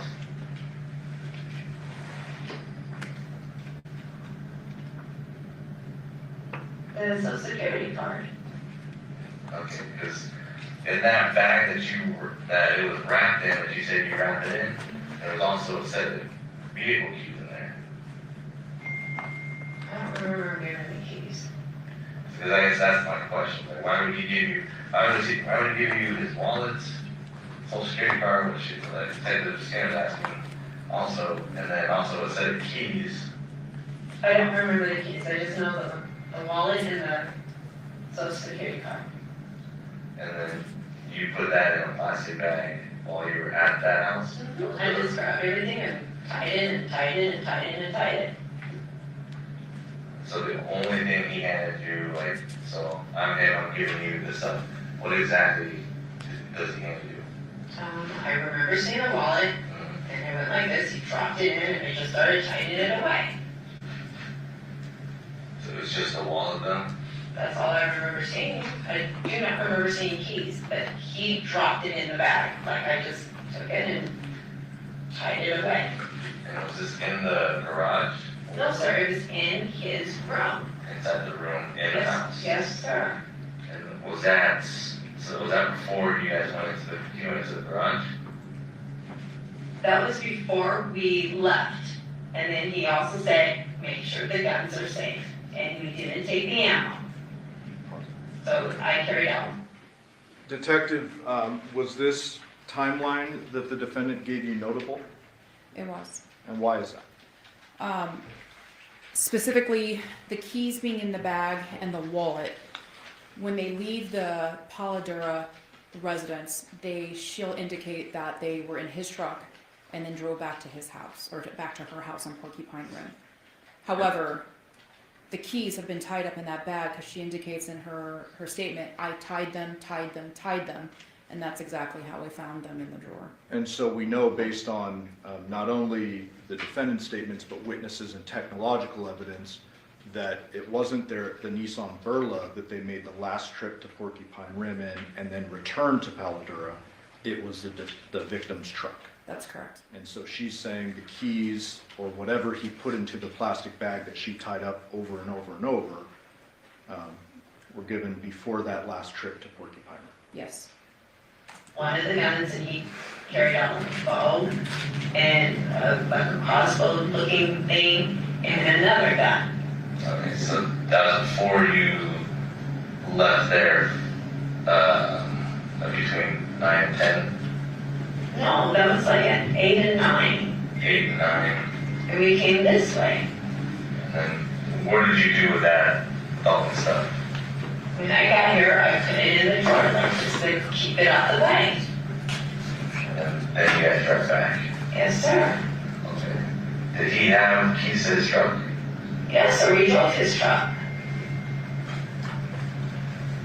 Do you remember where he put his keys to the truck? So we can't find his keys to the truck at his house.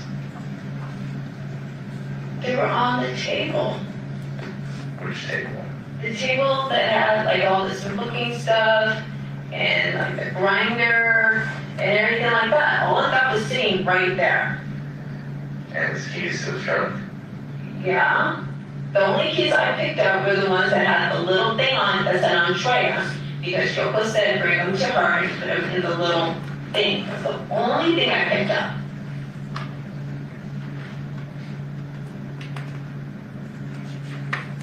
Okay. So you don't know what keys are actually in that bag that you wrapped everything in? No, sir. Like I said, he said keep it safe. I took the plastic bag and he dropped it in and I started tying it up. And then he handed me the other thing, and I was just gonna put that into a safe. Okay. So, like what we were saying is, a lot of the stuff now is like how you're saying you're talking it out loud and it just doesn't sound well. I understand that, but you didn't know John. You didn't understand his mannerisms. I know, but when we talked to you earlier, Like, these are the things when you're saying, like, hey, we just heard this is possible. Like, what were you guys doing? Like, you say you're packing, doing this, but like specifics, like stuff that's important. All that would have been really important for us to know.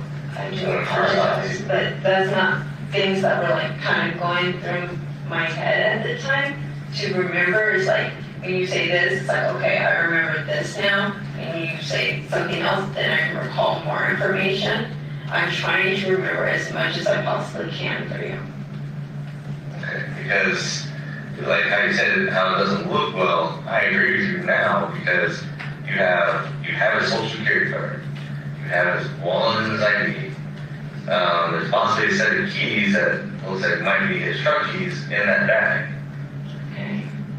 So, But I'm sure he's got I got more than one key for my car. Not keychains on it. Spare keys that don't have keychains on it. like it's not just like a key with a key fob. It's like, it looks like his personal set of keys. Like I said, he put it in the bag. I just tied it up. That's all I did. And I think there's like 3 bags around it, 3 or 4 bags. I'm not even sure.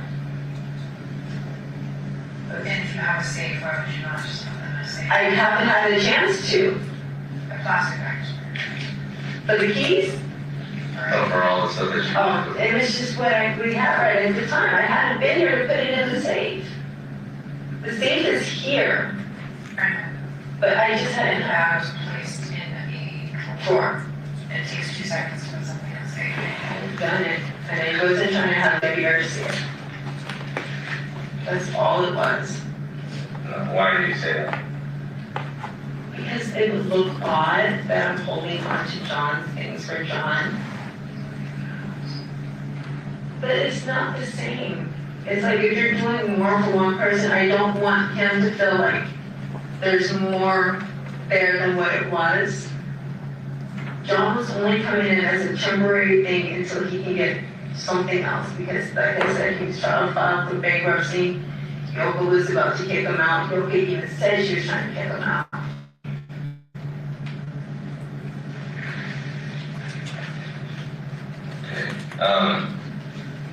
So you, I mean, you tell us about the bankruptcy before. Is it I one did. of them? I did mention bankruptcy before. I don't remember that. Did I tell you, or the, yeah, I mentioned it. About it, I most definitely did. we're standing inside the house when you guys were out here.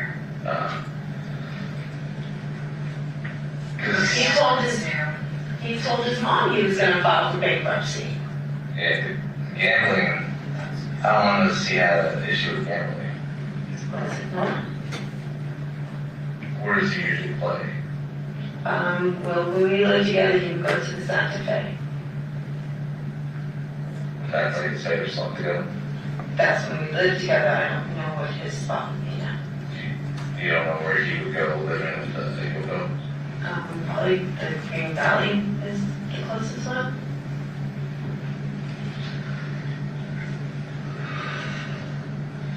What's their base rent? He said he was. How much was he gonna pay? He claimed he was going to try to do 1,100. He claimed he was going to be able to do that. And is that text message or conversations you guys had on the phone? Probably both. You might be able to find a text message on it.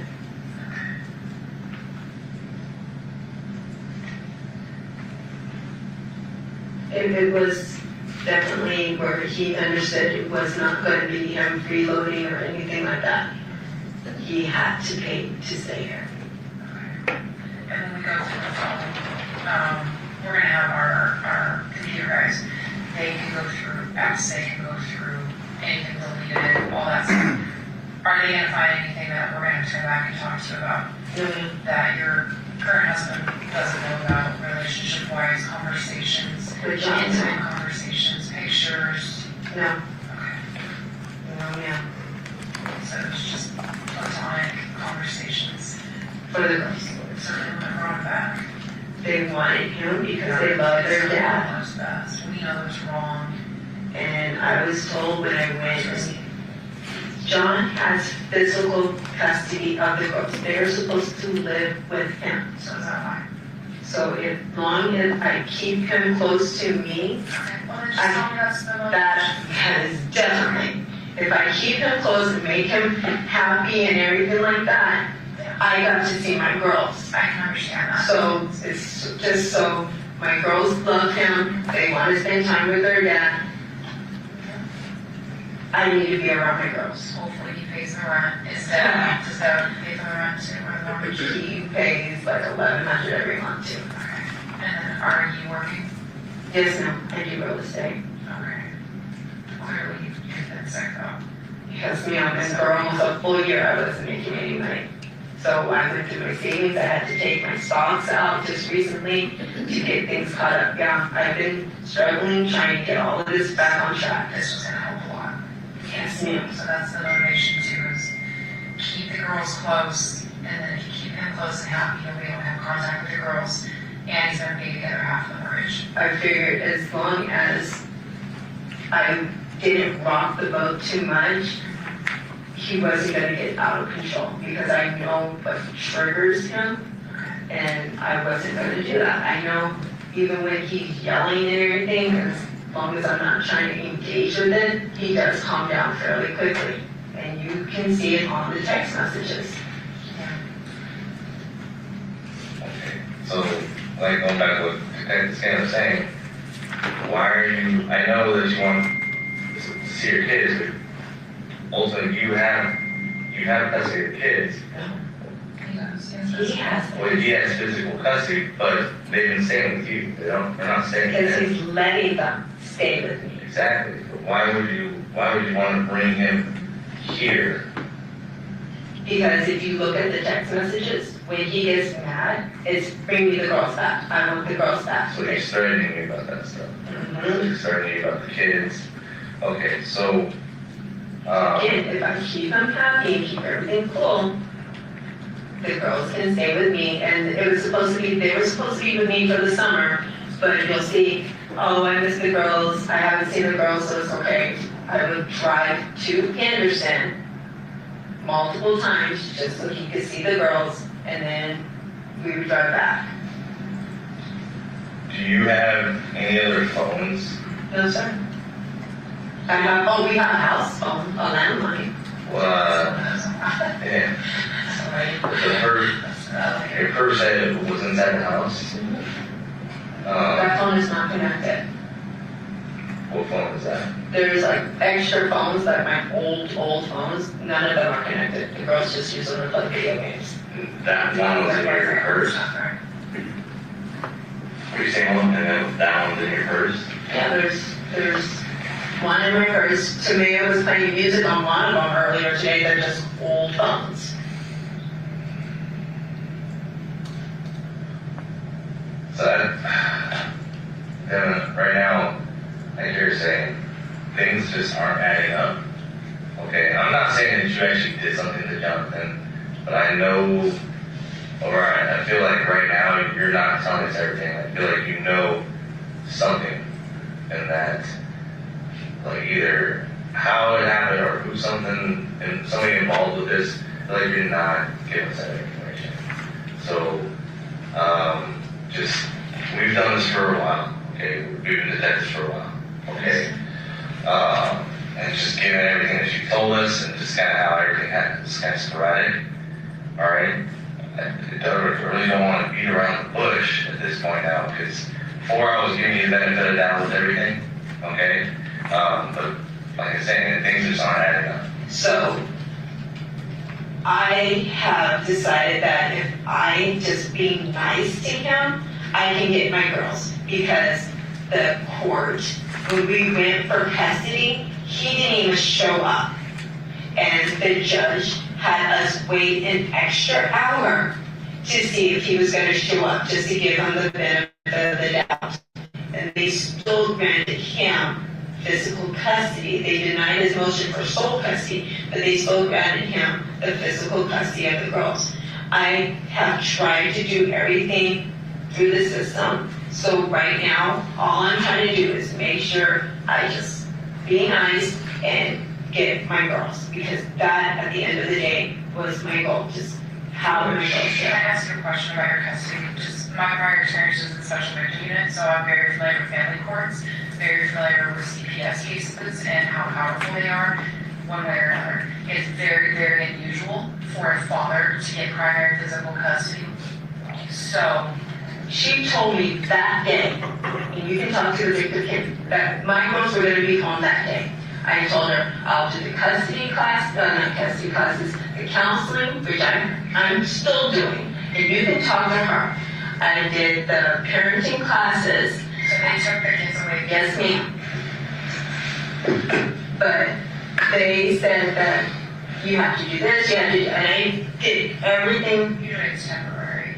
and they didn't. They still granted him, yes, now, you can look it all up. Even my therapist, everybody that has been involved in this case say it didn't make any sense. I had, Where are all your firearms in the house? there's one in the drawer and there's one upstairs. Where's the one upstairs? Let's start with It's in the safe, in the bathroom, over in the girls. What's that? The safe, Okay, and then, is that a 9mm or 40? Do you know? on mine, Okay, and then the one downstairs, where's that? in the drawer, and it's a 9. Okay. And then are those your firearms? Yes, ma'am. Okay. And have you fired those recently? No, ma'am. Not since, No, we go to the gun range just for, or not? yes, ma'am. Okay, that's good. I'm glad about that. Yes, ma'am. It is, and my, That's the judge. the lady, I don't know what happened. It's like, I don't know now. I don't know how all this works. Like, you can't all of a sudden get slammed with all this stuff.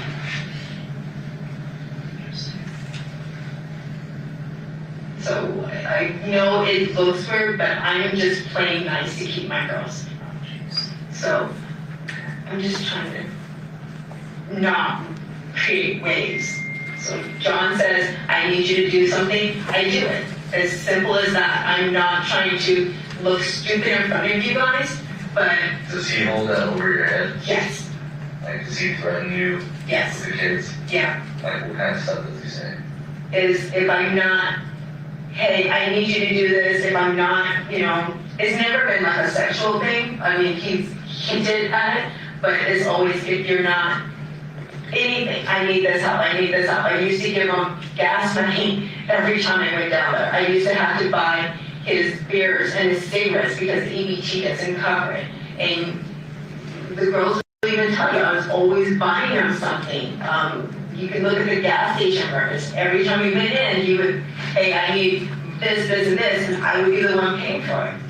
I just don't want to profit Is though. that how we got you to agree for him to come here? And it's just like, just keep my girls close. What did he tell you? That, it's not what he told me, it's just, I know. What did he say? Like when he said, We should be a family, we should be a family, because the girls would want us together. did he threaten you saying, let him move in? It wasn't a threat, it was more of a, well, if you don't want to do this, then I'll stay with Andrea, we'll have her, because he told me straight, he already moved on with his life and everything like that. And him and Andrea were supposed to get married, and I wasn't going to be in the picture anymore. And I can't be without my girls. Did he say he was going to take the girls to where it wasn't right? No, they weren't moving anywhere, but it was just, I wasn't going to really have my time with them like I do now. So I know I seem very easy to push over, but it's not. It's Well, it's a cycle. Obviously, he's been using your kids against you and getting his way for stuff, and on one of the things I want to say was like the 4th of July, Nene put something in the microwave and it like kind of started sparking like a metal thing, and he started screaming, fire, fire, fire, fire. So I'm trying to get the girls out, and he's yelling at them to stay down, and he's cussing out his mom, cussing at me. And I'm just trying to get the kids out the house, thinking there's a fire, and he immediately, pack their bags, bring them back, we're not doing this. So, was that here or all over there? in Henderson, you ask Yoko, she'll tell you. That's how he is. So, I mean, when I tell you that, I told you earlier that, I think that you're not telling us everything, that there's something that you know that you're leaving out. And then you go into this big explanation about, this is what's happening, this is what's going on, I love my girls, he uses that against me, and you can't go into that brief explanation. So, you never really got into that other part to it, okay? So you just can't get an explanation, which I understand completely now. Like, you're painting a different picture about what's been going on. Like, all this stuff you tell us now is not anywhere near what you were explaining to us earlier.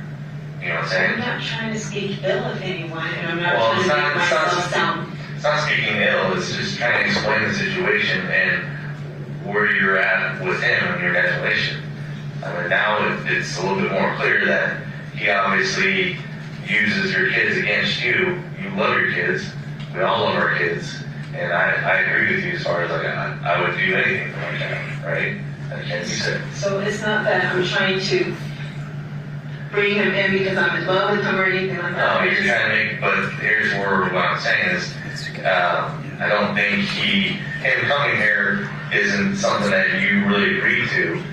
It was something that he kind of forced it upon you. He made it clear that it would be better for the girls, just like the puppies. We need to bring the puppies. The girls love the puppies. And Right?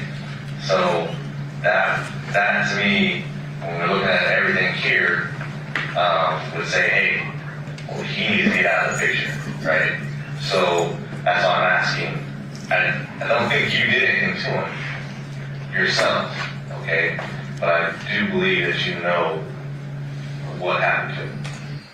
Detective, during the course of interviews, when you're speaking with a potential suspect or person of interest or however you want to say it, are there times in which you will change the tone and kind of minimize someone's involvement?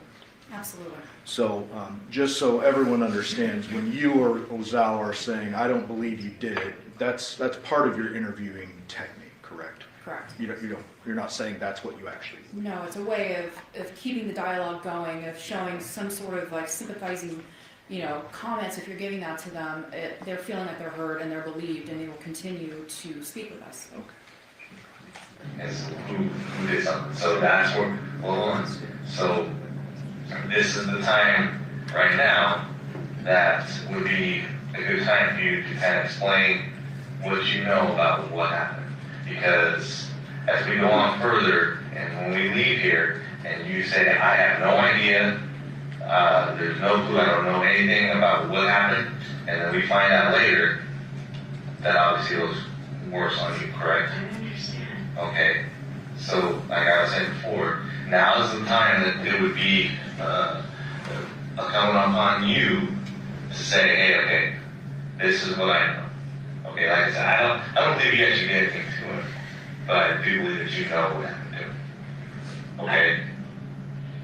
John was like this with everybody, so I don't know if he got into anything with anyone else, but for me, this is how he was. For Yoko, this is how he was. I'm pretty sure he was like that with Andrea. I don't know if he could be with any other person where he's like doing this. You would have to look at his phone. But you can look on my messages. It was always a back and forth like this almost every single day. I would get a message and it would be a very aggressive, I hate this, you're not doing this. And by the time the date was halfway through, it would be I'm sorry and everything like that. This was almost daily. Like I said, I get that. Like I understand what you're explaining as far as how he is. Okay. What's the combo you're saying? If I'm going to say that. 1978. Sorry. So, but like I said, I understand how you're explaining him and how he is. Okay. But like I said, I still feel like you know more than what you're telling us. So just to wrap up a little bit, obviously we grabbed the phone that was on the driveway, we'll process that. Thank you for the iPad, that's what iPad. The girls found that, they said that's what, so I didn't know anything about that. Okay, we got that one. Is there any reason why John's blood or anything DNA related would be in your vehicle? Because that got towed back to our station, our CSA, they're gonna thoroughly look for everything in that vehicle. I couldn't tell you if he was bleeding from when he was doing the thing, he helped load up the truck, so if he was bleeding, it might have Or your own. my Armada. Okay. Like, he was putting the things in the car, like anything else Sure, he but there's had. gonna be obvious areas where blood doesn't belong even if you're loading. So I'm just asking you directly, because if we do find any DNA evidence in that vehicle, obviously we wanna make sure we asked you if there would be a reason. No, the only thing I knew he said was his hand that he hit on the table. That's the only time he ever said he was bleeding, and he said it got a pretty good gash. Okay, but you didn't see that. No, I did not, so I can't really speak on it. But he was still loading everything up, so I don't think it was really bothering him that much. And then just to confirm, you don't know how it smelled up there on the driveway. No, I know he was smoking, and when I went back over there and I said, girls, where did you find this? They pointed to it, there is cigarette butts there. So I don't know if he was just smoking and put it down and just didn't pick it back up, but you can take those, and I'm sure it'll be his. When you guys unloaded everything, how long did that take? 30 minutes, he was bragging, saying that, yeah, I can always do this as quick as can be, but he tries to stretch things out because he charges by the hour. I remember having that conversation. And then when you guys left Paladura to come back here, or when you left that night, or this morning, which way did you go? Like as far as like when you left Paladura, like at I headed up towards the Durango area to get the medication. when you left that neighborhood, did you go straight out to Pecos Bar and Window? Or did you go to Pecos? No window. You went out the one exit to get out the window right there, right by the school? Yeah. And then normally do you guys come this way when you're coming to your house? It just depends, like if the 15 is coming back up, I will take like the 215 and go around, or the Decatur, it really just depends on the time of day when we go in different directions. Okay. Okay. Okay. Alright, well, we appreciate it. Hopefully, that you're telling us everything is the truth.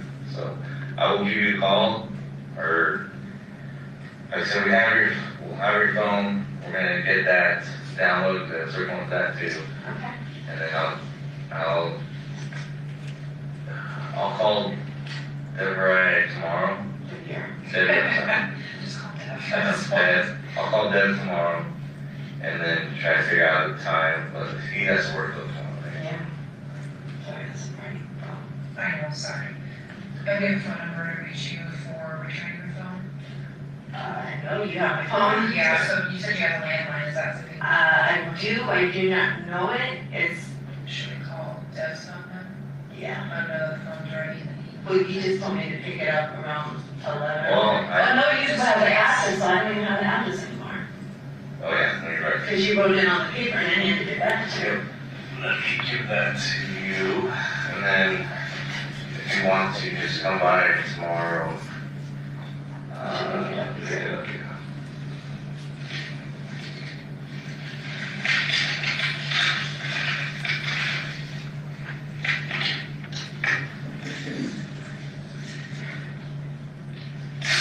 You have that card, right? Yes. The address is on the card. 223 West Street. That's where you need to go. No, the card is in my car. And then I'll get that back to you.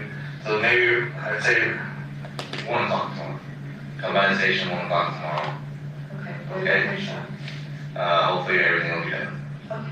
So if you can figure out how to get right down there, I can try to get everything done for you. Okay. Okay, and if it's not, at least I hope I can just get you the phone back. Okay. I don't know about the people. Yeah, I'm not worried about it. Like I said, And then If there is, I don't think there's like a lot of that, because I don't think he was bleeding a lot, because I didn't see it, but I actually know he did mention it. So it is 9:25, and I see it.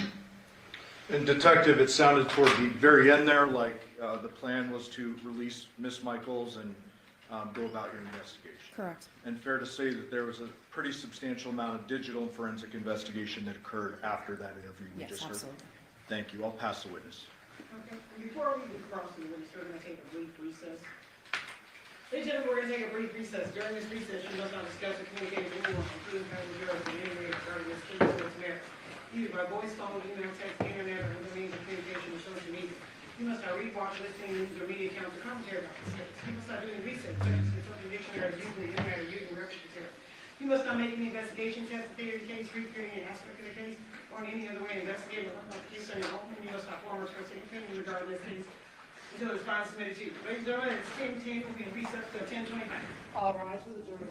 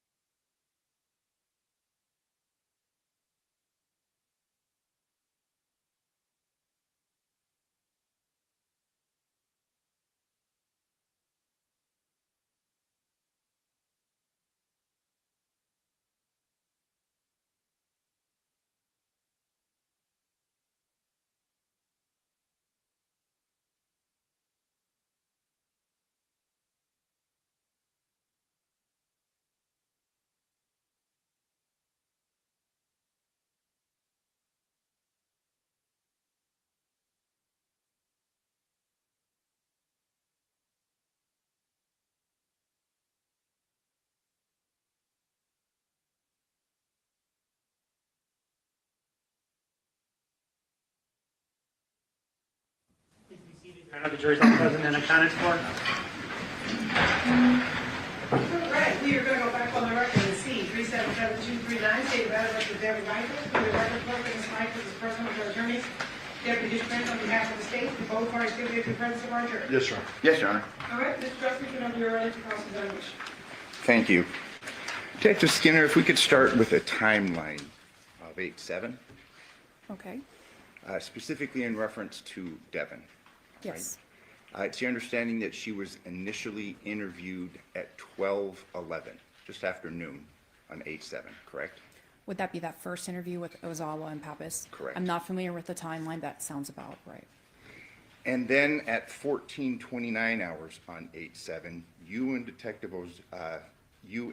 Ozawa go to the Porcupine Rim residence. Yes, sir, And when you arrive, you see Devyn getting things out of the Nissan, correct? yes, The Nissan was parked, the Yamato was parked in the driveway, it correct? was,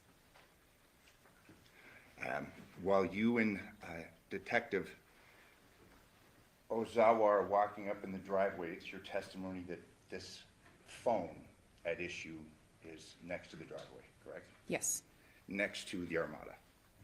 fairly close, And then at 15:08 hours, Devyn is interviewed at the Porcupine Rim residence by both yourself and Detective Ozawa in the vehicle, correct? yes, And then it's at 15:20, while Devyn is being interviewed, the girls bring up the phone, correct? yes, So the phone has been out there, at least based upon your seeing it, from at least 14:29 hours, correct? yes, it is, And it's nearly an hour or so later than the girls bring up the phone. Fair to say? yes, There's discussions concerning this phone, Daddy's phone, something along those lines, correct? yes, And the phone is looked into, correct? It's handled. it was handled, yes, At this point in time, the airplane mode is not switched on, correct? correct, So if there's notifications on the phone, presumably those notifications now by operation of looking at the phone, getting into the phone, those are no longer there, correct? fair to say, Devyn confirms that it's Jonathan's phone. she does, And in fact says, here, this should help you, correct? yes, And then at 19:19, a search warrant for Porcupine Rim and the vehicles is signed, correct? yes, Was there a previous affidavit that had been submitted for the search of the Porcupine residence, or was that the first?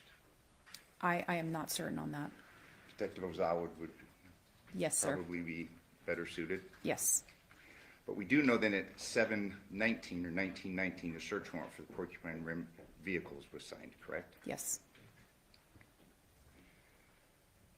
And then this interview, this last one that we were listening today, began at 19:55. yes, And obviously reference then is made to this phone again, correct? The phone that's found. that's correct,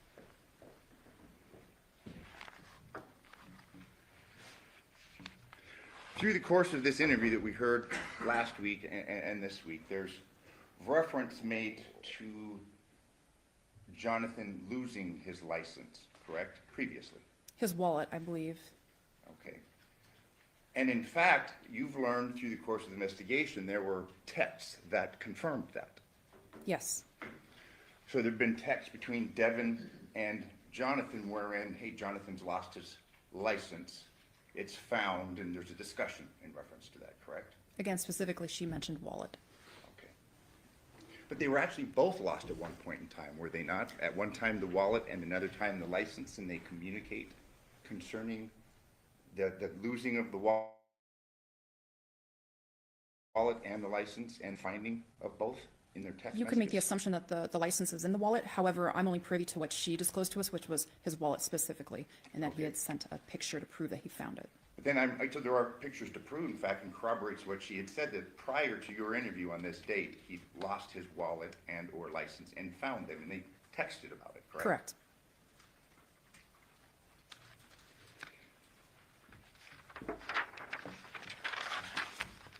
There had been, through the course of your interview, a reference made to Andrea, Jonathan's previous girlfriend, and the pulling of a knife, something along those lines, correct? Yes. There was, in fact, an incident somewhere where that had been discussed previously. I'm sorry, repeat There that. had been an incident where, I mean, there had been some discussion among the family about Andrea pulling a knife or something along those That's my lines. understanding, yes.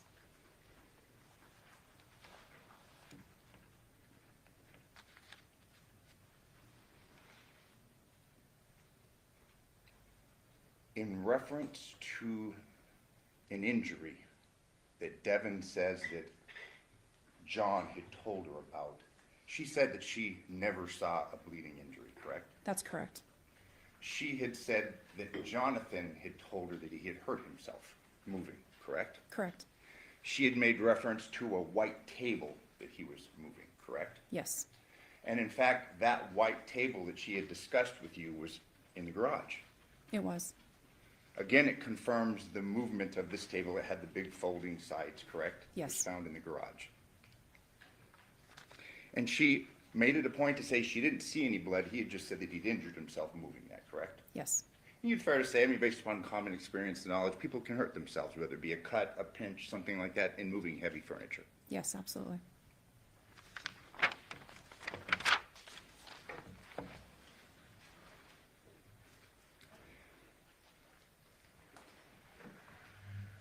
There was a discussion concerning some medical conditions that Devyn had, correct? Yes.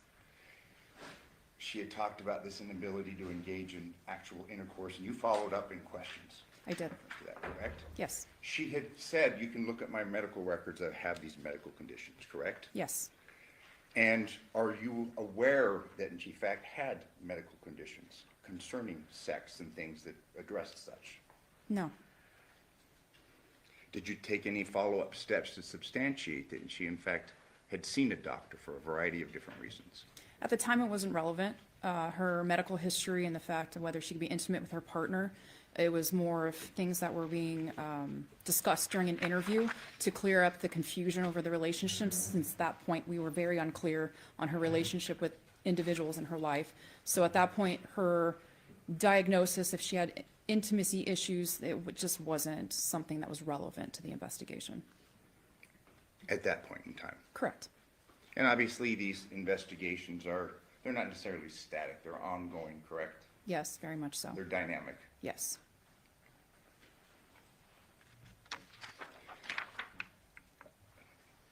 Devyn had been interviewed on 8/7, correct? Yes. And again, fair to say that both you and Detective Ozawa were kind of having a difficulty understanding this relationship dynamic between the parties. Absolutely. Fair to say that Devyn's statements weren't necessarily helpful at times. You could say that, yes. Fair to say that Devyn's explanations of things were not necessarily helpful at times. Correct. Through the course of your interview with Devyn, you talk about rings and that rings are significant. Yes. They're a sign of a commitment. Yes.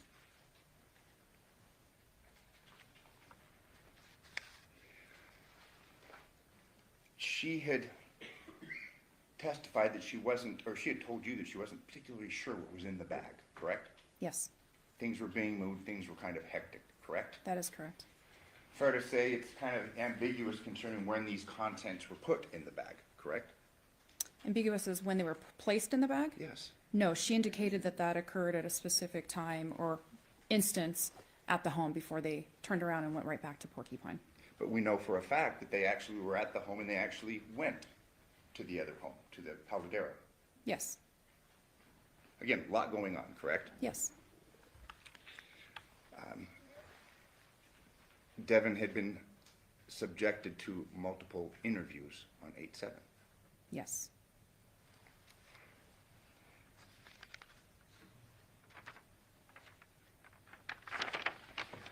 There was discussions concerning keys, both the key or keys to the subject truck as well as Andrea keys, correct? Yes, And she had told you that she had handled or was aware of the keys in both instances, correct? yes, she indicated one had Andrea's name on it, and the other one was a set of truck keys that were next to some smoking paraphernalia.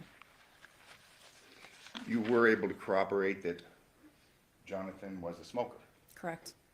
of both tobacco as well as marijuana? Yes, I believe the lab confirmed that as well. Yes. When you were at the Paladera residence, obviously there was evidence of smoking both inside and outside the house, correct? Yes, As well as alcohol bottles, things of that nature. yes.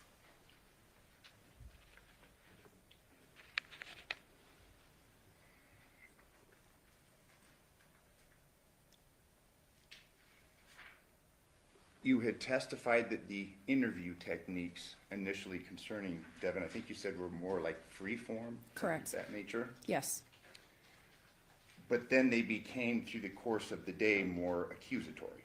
yes, You testified that you engaged in another form of interview technique, correct? correct. A more confrontational technique. Yes, And that was employed by both you as well as Detective Ozawa.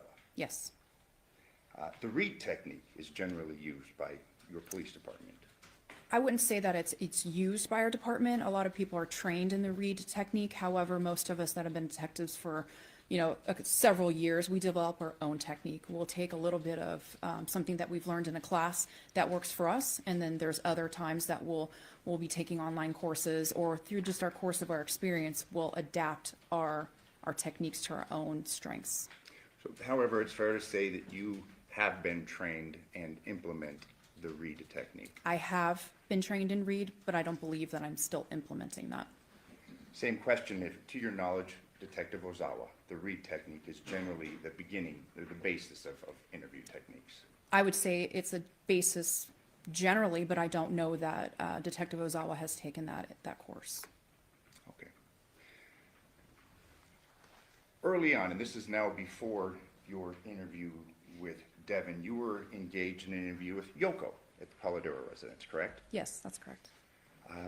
That interview began at 10:43 a.m. Yes, and concluded at 11:28 a.m., correct? yes, 45 minutes. very fast. 45 minutes. Yeah, You were there to try and gain information to help you in your investigation, correct? yes, She cooperated. she did. You didn't have the use of an interpreter, but it was clear that you both understood each other. Yes, At times were discussed concerning that night in question. yes, On 3 different occasions, it was discussed a noise that disturbed her at 3 a.m., correct? I don't recall a noise being discussed. Dogs barking. Okay, dogs barking, yes. On 3 different instances during that interview, there's a discussion of dogs at 3 a.m., correct? Okay, I would have no reason not to believe you. And if I showed you the interview transcript, you'd have no reason to disagree. I would not disagree if I could read them. So 3 times dogs at 3 a.m., correct? Sure, yes. Okay, I'm not tricking you. Yes, I'm sir. telling you.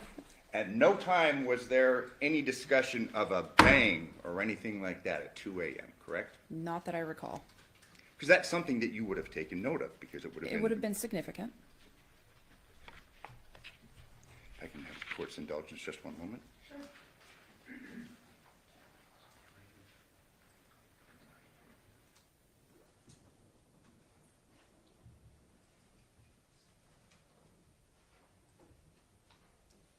Follow-up question concerning the phone. We had discussed the phone being gotten into and not, put on airplane mode, which would have wiped the notifications, correct? Correct.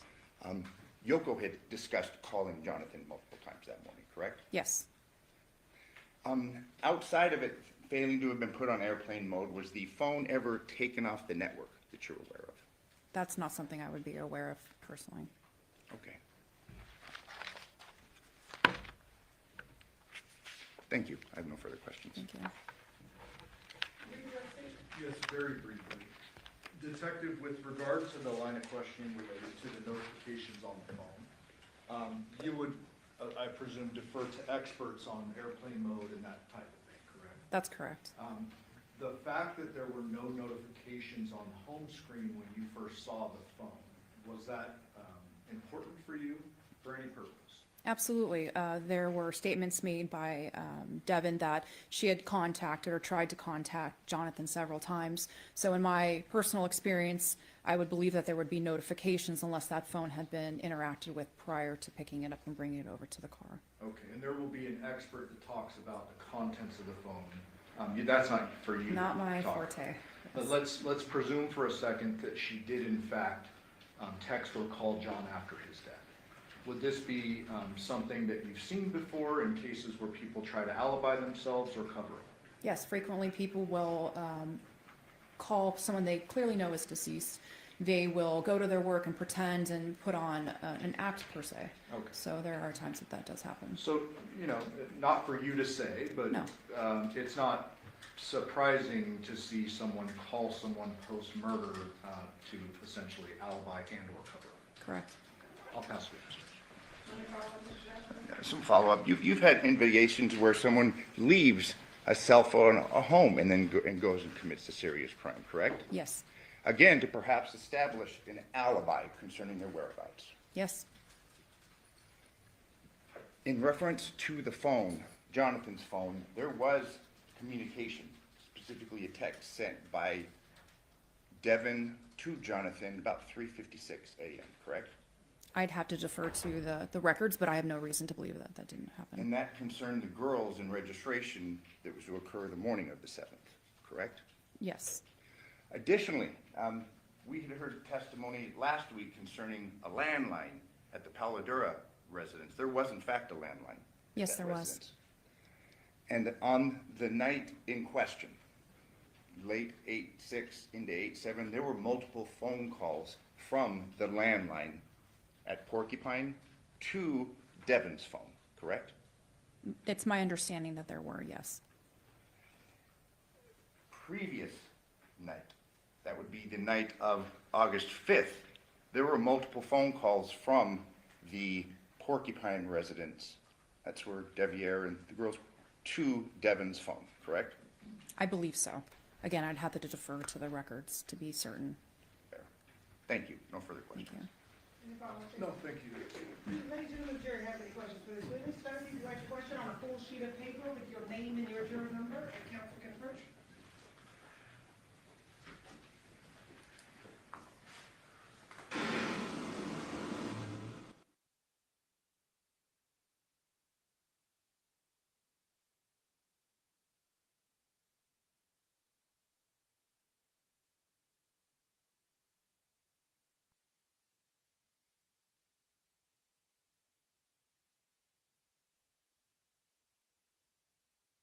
Did you check the white table in the garage for blood, the table and everything?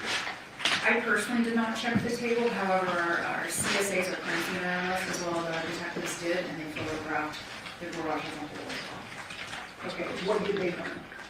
There was no blood on the table. Okay? State any follow based on the juror. No, thank you. Defense? Just very briefly, and it involves actually the phone, the girls were handling the phone prior to being given to you, I correct? did not see the girls. I would assume that they had handled it. They had to pick it up and bring it over to us. Now, whether they manipulated it, I couldn't tell you. Swiped up, anything like that, you Could can't not say. tell you. They appear to have just walked over from where the phone was and up to their mom's side of the car. But just so we're clear, though, that phone was out in the driveway for some time, correct? It was, yes. In fact, through the course of Devier's interview, he had made reference to that phone, correct? I wasn't in that interview, so I couldn't speak to that. Thank you. No further questions. Any follow-up on that case? No, thank you. Do ladies and gentlemen, the jury have any further questions for this witness? Okay, seeing no response, name or excuse, thank you very much for your testimony here today. Statement in front of the witness. Speaks, next witness is Jared Spangler.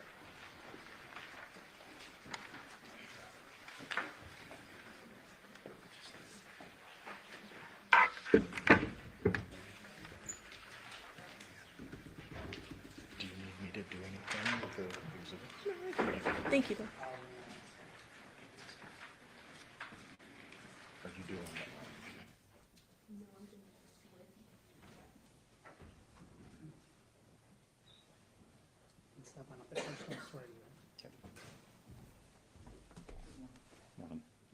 swear or affirm the testimony you're about to give in this action shall be the truth, the whole truth, and nothing but the truth, so help you God? Yes. Yes. And sir, please state your full name and spell it for the record.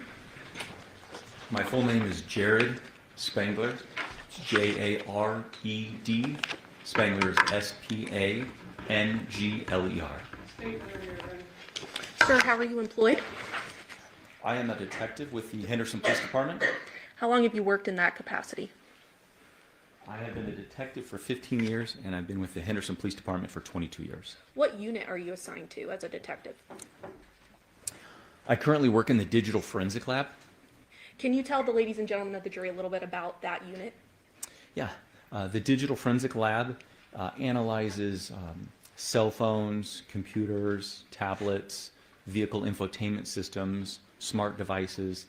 Anytime there's a crime that occurs where there's an electronic device that may have potential evidence, it comes to the Digital Forensic Lab, and we analyze it in a forensically sound method so that we can extract the data and then be able to present it to the detective for their investigation, for their final determination what they're going to do with their investigation. And what type of programs are used to do that? There's several different programs. We have, specifically for cell phones, we use Celebrite. We also use another software company called Axiom. Those work as well for tablets. When it comes to vehicles, we have a software system called Burla.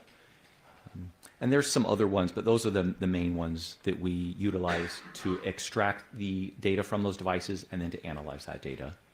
Can you tell us a little bit about your background, training, and experience that makes you qualified to be able to do these investigations? Yes. So, like I said, I've been in the Digital Forensic Lab for about 10 years now.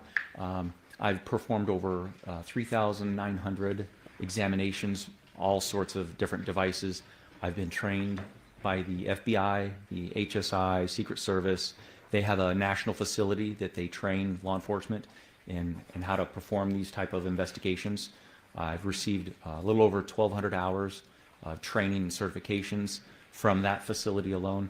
I've also had training and certifications from every specific vendor for the programs that we utilize. So like I said, Celebrite and Axiom and Burla, those softwares that I mentioned, I'm certified to use those as well. They have specific vendor certifications, and I have those as well. So then turning your attention to this case, on August 8th of 2023, were you contacted by Detective Ozawa in regards to a vehicle infotainment system? Yes, I was. And was the obtaining of that vehicle infotainment system a part of a search warrant that was granted by a judge? Yes, that is correct. And this was for a homicide investigation that had occurred on August 7th, 2023, or began at that time? Correct. I believe the request was made by Detective Ozawa for this investigation, the digital investigation, and that was to be performed on a gray 2017 Nissan Armada. Is that correct? That is correct, yes. And the VIN number for that is JN8AY2NF9H9300802. Is that correct?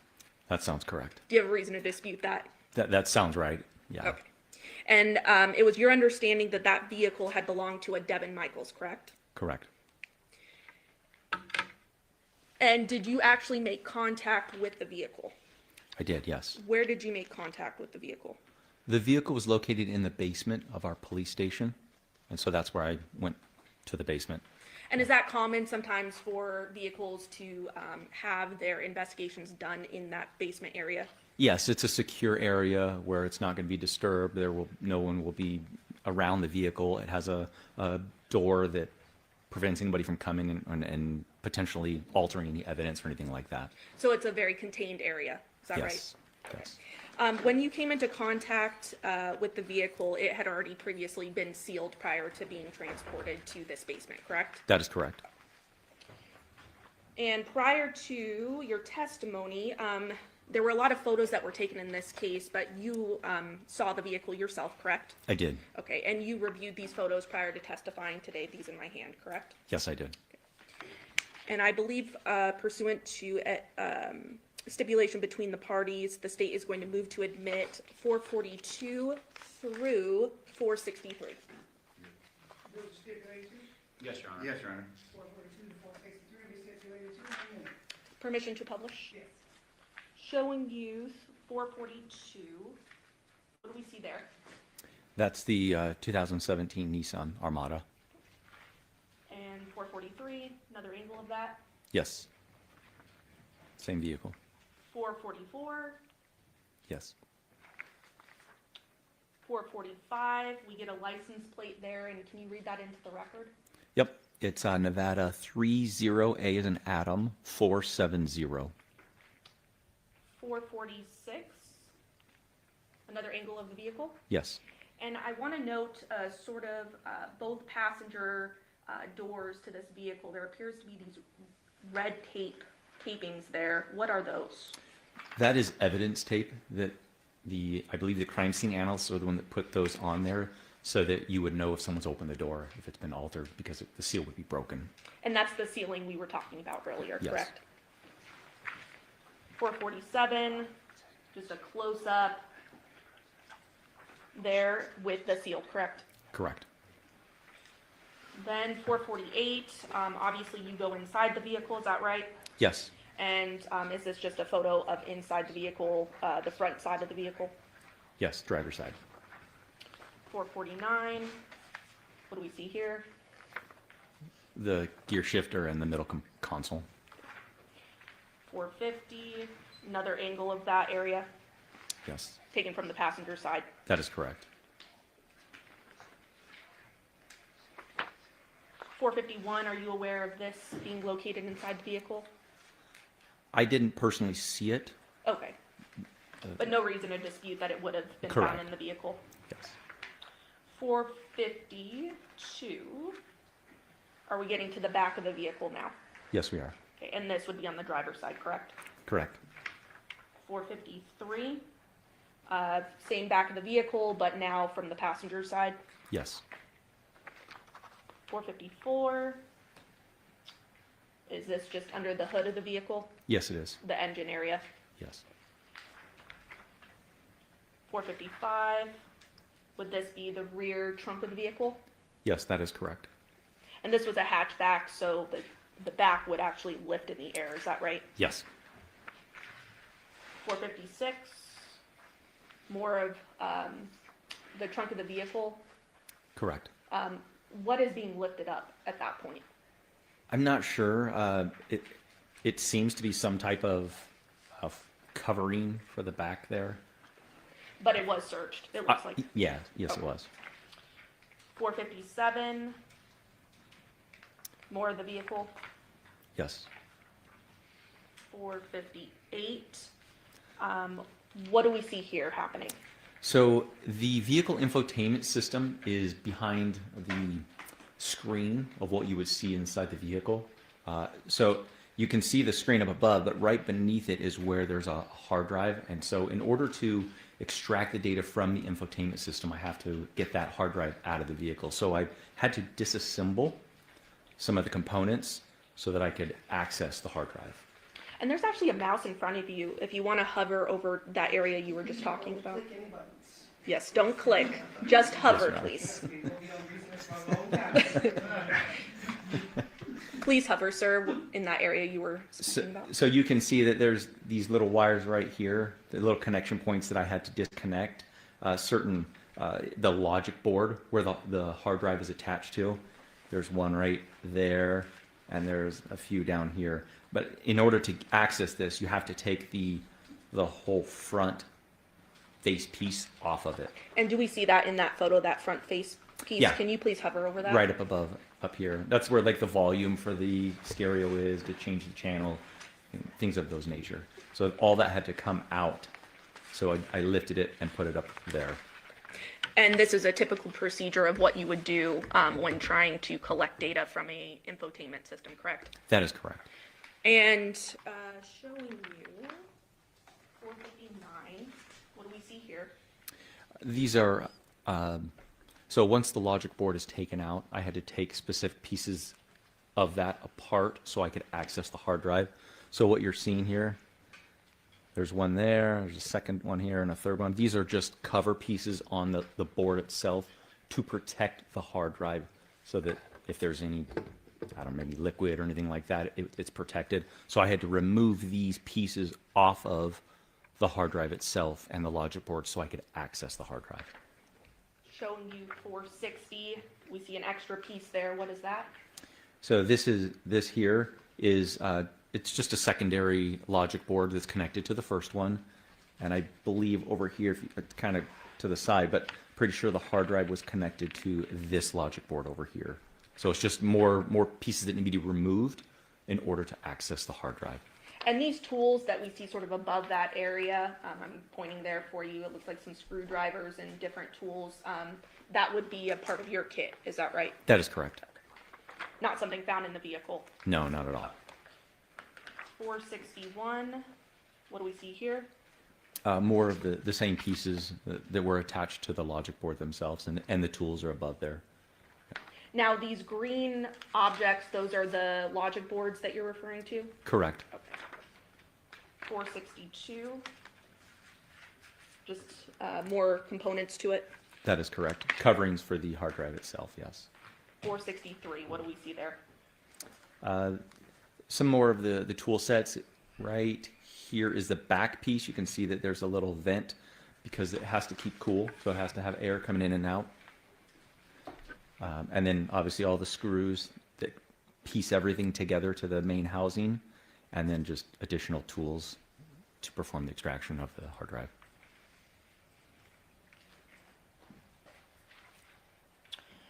So now that you've taken apart the infotainment system, what do you do after that point? So once the hard drive has been removed from the logic board, I bring the hard drive back to the digital forensic lab, which is in the same building. I take it up to the digital forensic lab, and I connect the hard drive to a forensic computer. We have to use forensically sound methods, which means we have to prevent anything being written to the hard drive. So we use a write blocker, which only allows us to see the contents on the hard drive. So I can see the contents, but I'm not able to alter those. That way we preserve the evidence. So at that point, we create a digital forensic fingerprint, we'll call it. It's a hash value, but it's a fingerprint of the data on the hard drive. So when I extract the data and I put it on my forensic computer, I can then create another fingerprint and compare the two to what it was before and what it was afterwards to make sure they match. So I extracted the information, put it on the forensic computer, then I open up the Burla software that I mentioned earlier, which allows us to process and analyze the specific data on that hard drive. So specifically, what type of data is being imported into this Burla software? So the hard drive contents itself, there's databases. That's usually what infotainment systems have, are databases. Kind of think like an Excel spreadsheet. It's a database with input, data on there. And from there, it has to be analyzed. It has to be sorted through to figure out what specifically is it saying. What is the data? So it may be an oversimplification, but it's essentially Burla acts as sort of a reader of the data. Is that right? Yes. And then puts it in a reader-friendly format so that you can actually see what this data is saying. That is correct. And it's not altering the data at any point when you're importing it from the drive into the Burla system, correct? Correct. So after you do that, the raw data is now inside the Burla system. What does the system do? Or what does the software do at that point? It allows the user to be able to analyze it. So it, specifically for infotainments, this infotainment system, it recorded GPS location. And that GPS location is organized in trips. So when you start the vehicle, as soon as you put the key in and it turns it on to the accessories or on to the on position, it begins recording GPS, and it records that as a trip. So we'll just say that's going to be trip number 1. Every second that GPS is recording on that trip number 1. So you may drive from here, point A to point B. As soon as you turn the vehicle off, that's trip 1. If you take the key out, you turn it back on, now you're on trip 2. And so it organizes it in these databases I was mentioning earlier. It organizes it in a process where you can see the trips. You can see the latitude, the longitude, the elevation, the speed during each GPS waypoint. So it records all these waypoints, and it's organized in a way. So Burla, the software, allows us to go through and map all those waypoints, those GPS waypoints, so we can see the trip. So we can physically see, okay, this is where it started, and it's going along, and this is where it ended. And this was the speed, and such and such. And it takes into account dates and times, correct? Yes, I forgot to mention, I apologize. It does, every second that the GPS pings, as we'll call it, it records a date and a timestamp. And then ultimately, are videos created that show in a friendly manner where the vehicle is moving at what date and what time around the valley? Yes, the software, the Barilla software allows you to take one of those trips and animate it so that it's what we would be visually appealing for us, what we're used to seeing. It puts it on a map and you can see it, plot it. You can see the vehicle go the direction and go from point A to point B. So now that you have this raw data or this information that was put into the Barilla software at this point, it's in a way that you can actually read it now. You then get some information that was gathered from Detective Ozawa, correct? Yes. Okay, and that was related to the investigation. Specifically then, having that information, did you hone in on the dates of August 6th, 2023 to August 7th, 2023? Yes, And that was because that was of importance in the investigation, correct? that is correct. Okay. And how do you actually sort of, do you just filter to those dates and times, or how do you just hone in on that?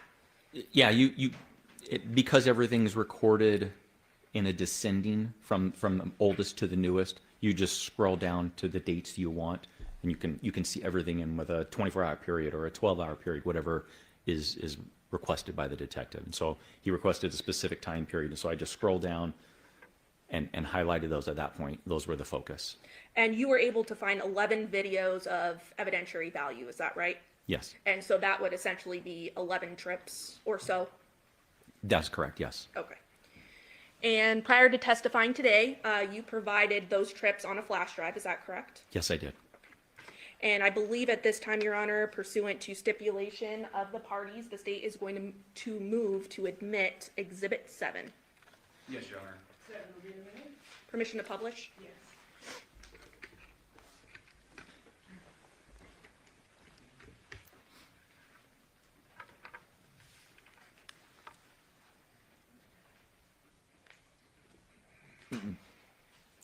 Don't format it. Don't format it, okay.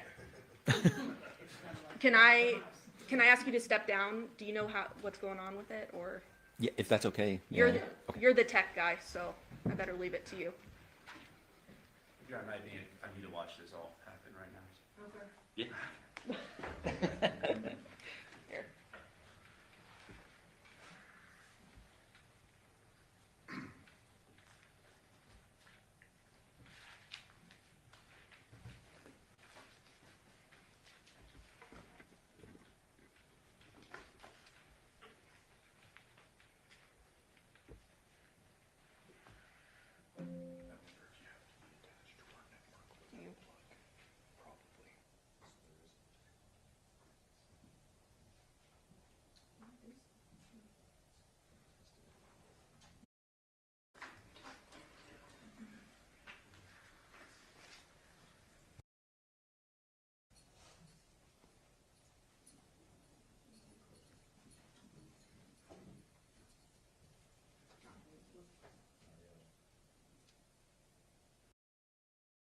Number 1.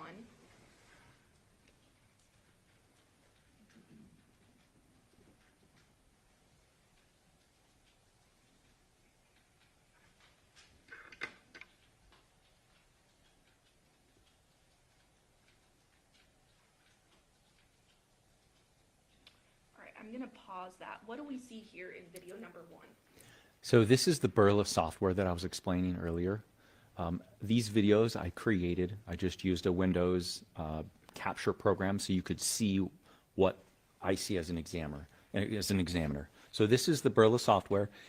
The trips that were of importance, I made videos for those trips. So this is one of the trips. If you look, I'm not going to click, but I'm going to hover my mouse over here. You can see this is the timestamp of when this trip, we're looking at trips, when this trip began on 8/6 of 2023 at 5:19 p.m. That's adjusted for UTC, for our time. It's not UTC. Everything is recorded in UTC. So we have to subtract the 7 hours. And then the trip ends on the same date at 5:58 and 33 seconds p.m. So one thing you'll notice if you look over here, you can see the count is 2,368. That's how many waypoints. Every second the GPS is recording, that's how many waypoints or GPS points are recorded in this trip. So you can see the distance was 25 miles, the elapsed time, the average speed, those things that that the GPS system will actually record. So what I did was, when we hit play, you'll be able to see, I'm going to animate this trip so you can follow where it goes. And just briefly, because I don't think we've talked about this yet, can you explain what UTC time is? Yes, so it's Greenwich time. It's the time over in England, and we are every hour that it's spread out by distance. And where we are at right now, I think we're 8 now, but we were -7 at the time. So it's either -7 or -8. So everything is recorded in UTC time. It's the same way with computers and cell phones, vehicle infotainments. Everything is recorded in UTC time, and then the system and us, we have to manually adjust according to time, daylight savings or not. And so the times we're seeing here are not UTC, they're the correct times. They're correct? adjusted, yeah, and it even Yeah, I'm working on that. Thank you. it said it on Thank there. you. I adjusted it so we wouldn't have to do any math in our head or anything. It's just automatically adjusted.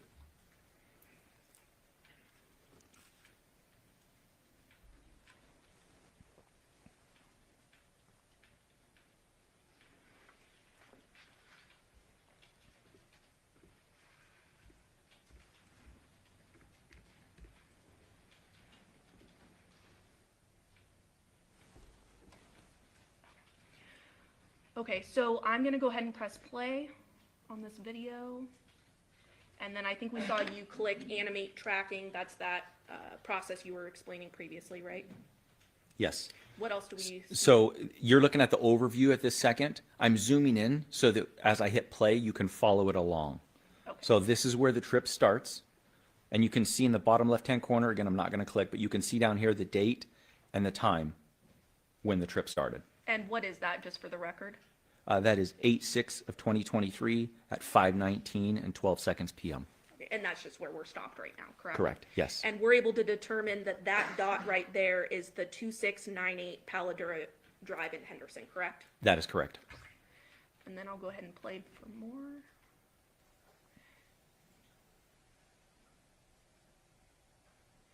And what I notice right now is it's going fairly quickly. It looks like, I'll stop here. Yeah, The if you just bottom pause it. right, there's something that says 5 times. What does that mean? Yeah, over here next to the mouse 5x, I didn't want to have a 45-minute video for a 45-minute trip, so I times it by 5 so it'd be a little bit quicker so that I could condense it a little bit. That's the only reason I made it 5 times, so we wouldn't be here all day watching videos. And we appreciate that. Playing the video. So at this point, you can see there's just a little bit of movement. It means the vehicle's on. It hasn't moved yet. There's a little bit of movement. It doesn't necessarily move that it doesn't mean that the vehicle has moved. It just means that it's on and it's recording GPS location. Kind of bounce it around a little bit right in front of the residence.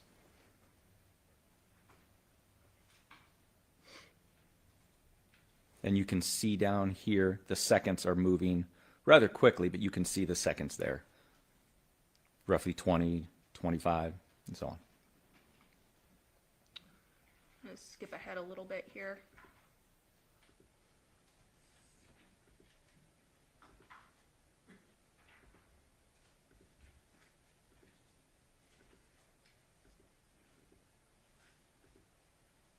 Okay.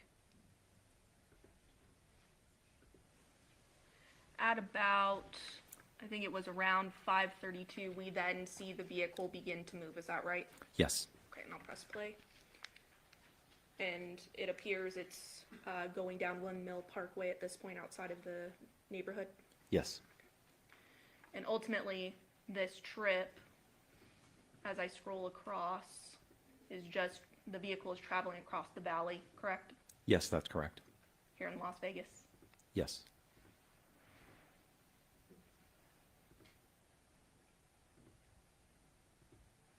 And then ultimately, the vehicle comes to a stop, is that right? Yes. And that stop happens at 5510 Porcupine Rim Street, correct? Yes, that's correct. And that's essentially the end of this trip. Yes.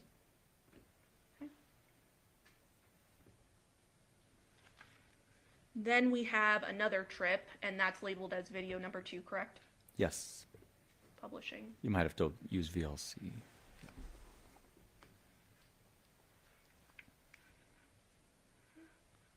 And again, you're clicking animate tracking, correct? Or Yes. track log, excuse me.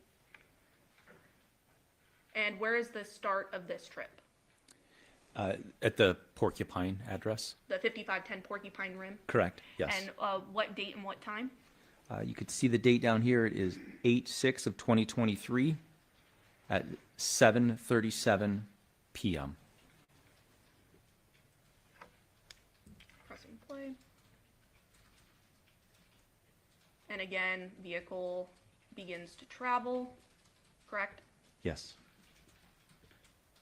I'm just quickly scrolling through. Again, this is at 5 times that you have it set at, correct? That is Or correct. 5x.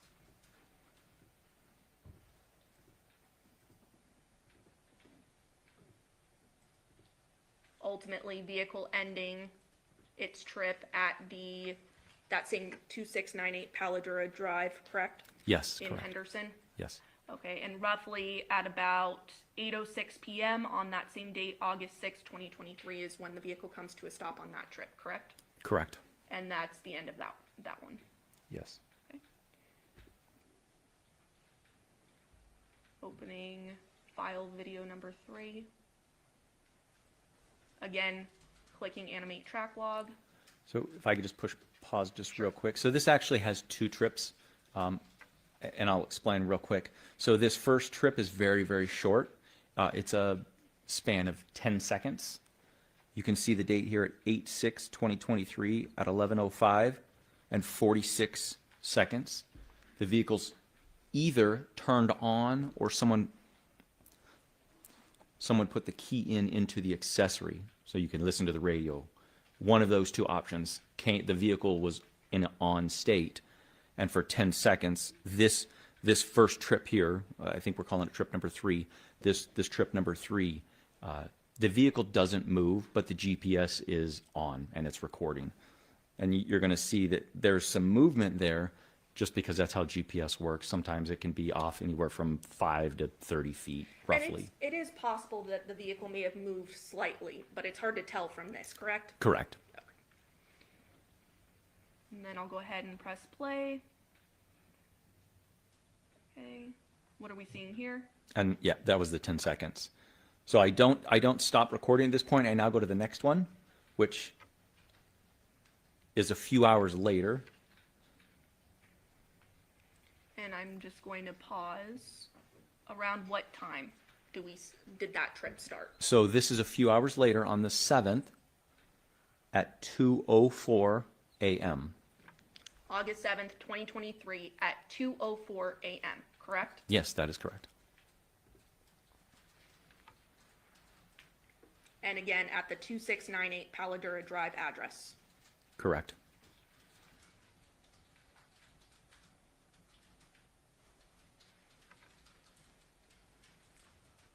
And the vehicle is now moving, correct? Yes. Going down Windmill. Yep.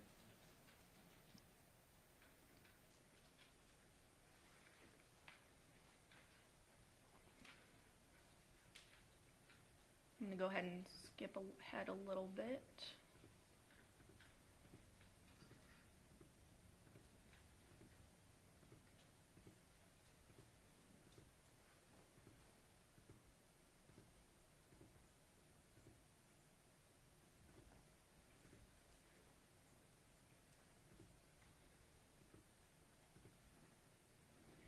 And I'm going to pause here. It looks like at about 2:28 in the morning, same date, August 7th, 2023, it looks like the vehicle is sort of hovering in this one location for a bit. Is that right? Yes, that's correct. And we determined that that was CVS located at Cheyenne and Durango with the address of 8320 West Cheyenne Ave, correct? Yes, that's correct. Pressing play.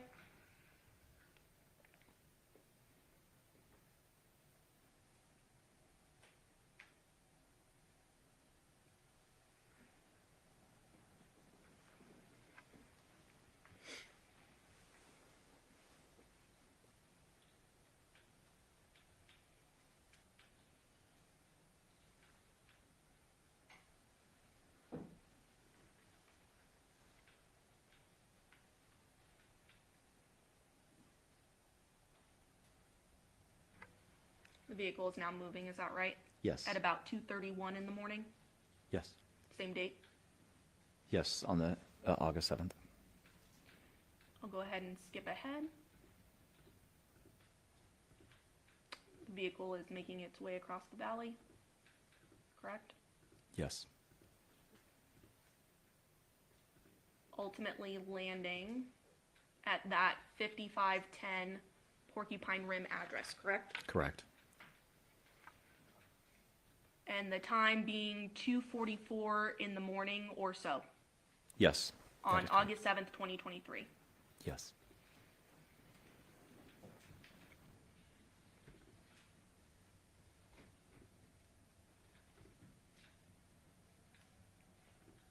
Playing video number 3 with the annotation zoomed in at the end.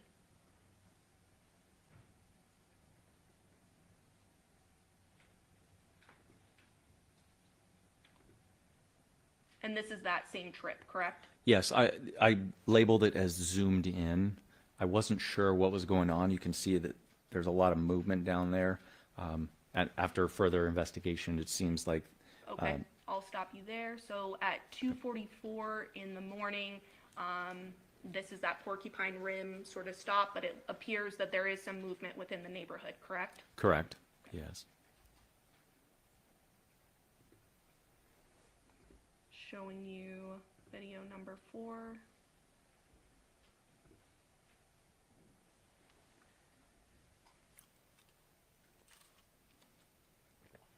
This is a new trip, correct? Yes. This is at 8:01 a.m. on August 7th, 2023. And the starting address is that 5510 Porcupine Rim address, correct? Yes, that is correct.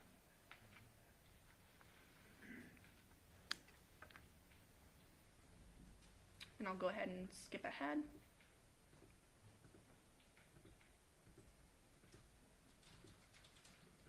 Oh. It appears that the vehicle exits the neighborhood on Ann Road and then makes what looks like a U-turn back into the neighborhood, Yes, that's correct. back to that 5510 Porcupine Rim address, correct? Yes, And this is at 8:06 a.m. that is correct. The vehicle's left on at this point.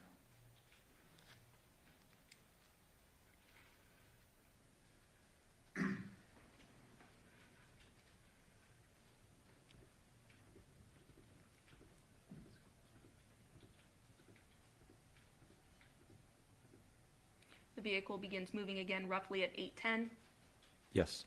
in the morning. Go ahead and skip ahead.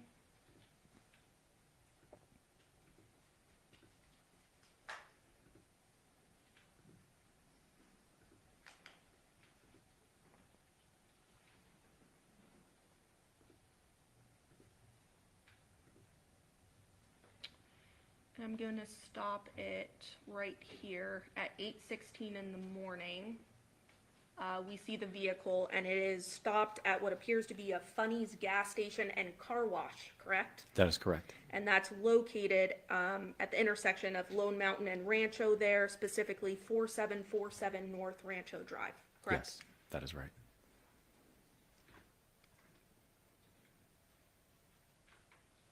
Pressing play.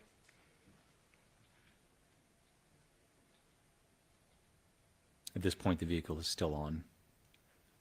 As soon as it turns off, the trip ends.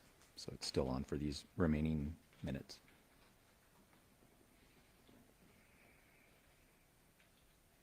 There appears to be some slight movement there around 8:18 in the morning, correct? Correct. Still some slight movement there, Yes. inching along. And that trip then ends, correct? Yes.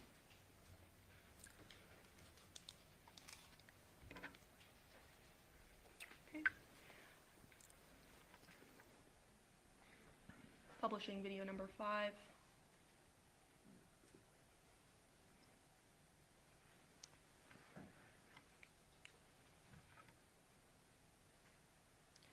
What time does this trip start? This is on August 7th, 2023 at 8:21 a.m. And this, again, we're starting at that Funny's car wash Correct. gas station.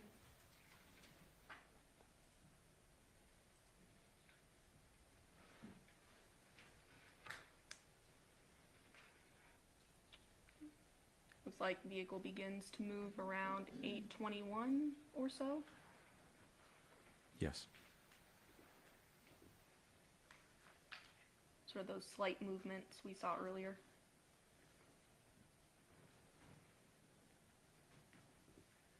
And now the vehicle is moving out of that area, correct? Correct. The vehicle then proceeds through the valley.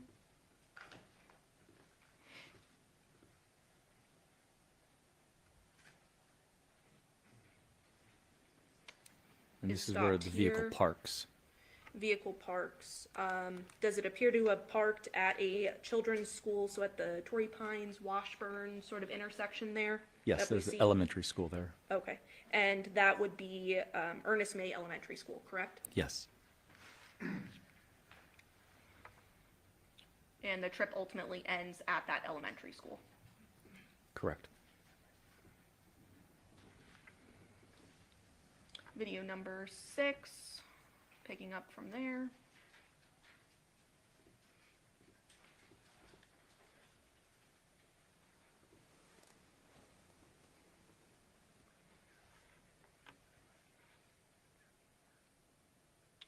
And around, it appears 9:27 in the morning is when this trip starts, still on August 7th, 2023.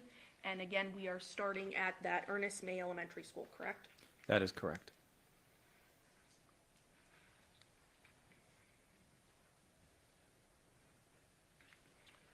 And that trip ends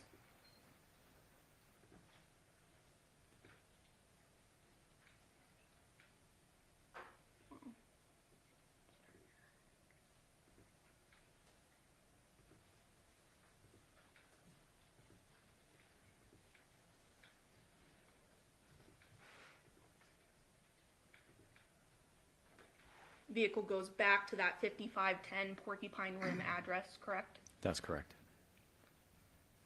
And ultimately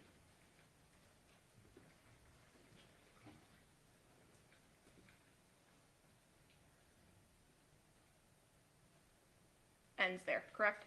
That is correct. At 9:30 a.m. Publishing video number 7.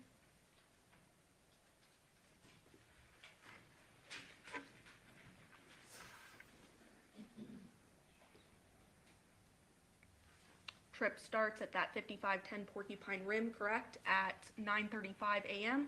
Yes, on August 7th, 2023.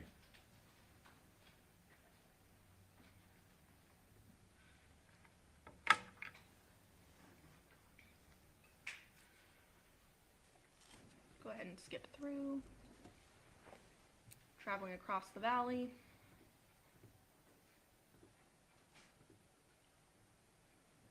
Looks like it's on Summerlin Parkway.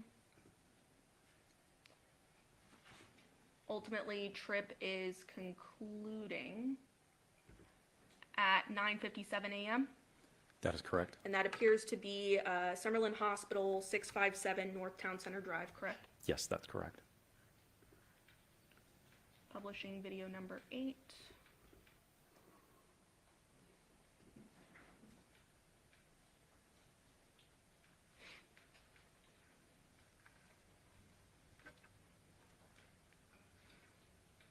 it appears to begin at that Summerlin Hospital address, correct? Yes. At 10:09 a.m. Yes, on August 7th, 2023. that is right. Eventually ending at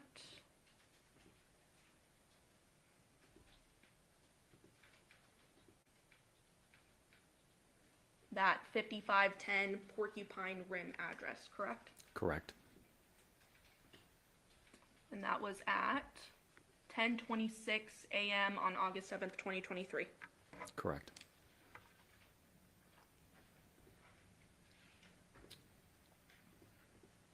Publishing video number 9. The next trip.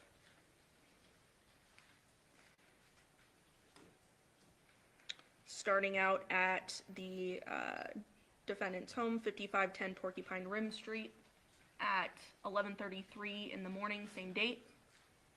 That's Correct. correct. Yes.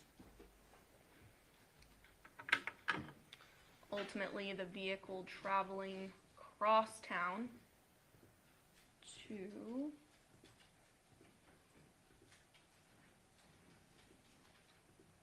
scrolled a little too fast there.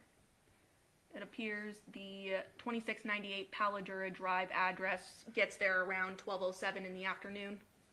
Yes, that's correct. And the car stays on at this point, it looks like. Yes. Yes. Scrolling forward a bit.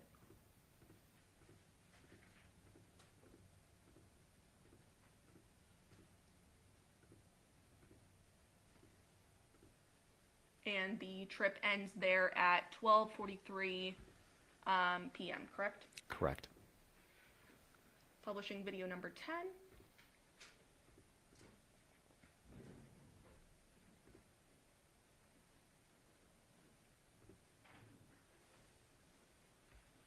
Next trip.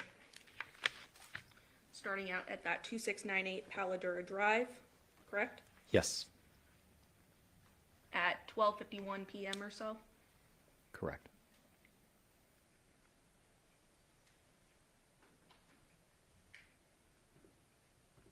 Scroll through.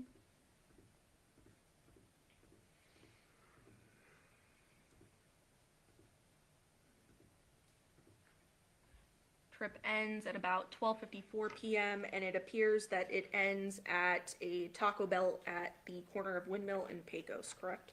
Correct. It's like a parking lot right there. Finally, video number 11. Publishing. It's the next trip. And it originates from that Taco Bell at 1:31 p.m. on the same date.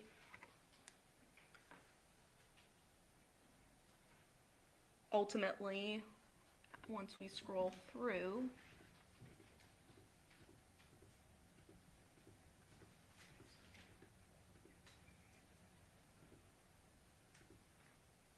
ending at that 5510 Porcupine Rim address, correct? Correct. And it ends at 2:01 p.m. on August 7th, 2023. Correct. And between all these videos, these were, this was the date and time frame that Detective Ozawa was most interested in based on the investigation in the case, correct? Yes. Pass the witness, Your Honor. Yes, Your Honor.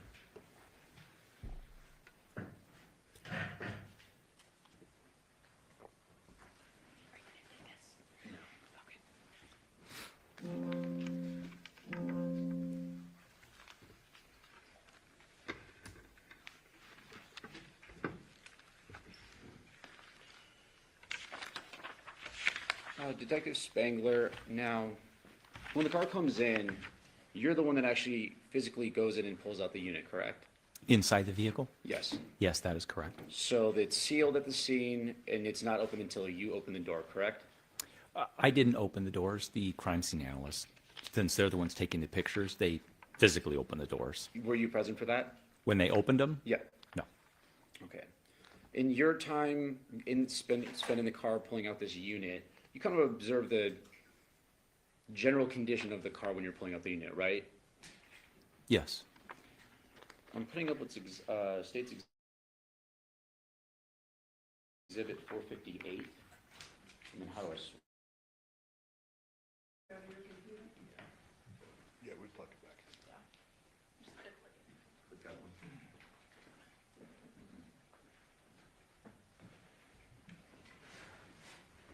And right here is where you take the unit out, correct?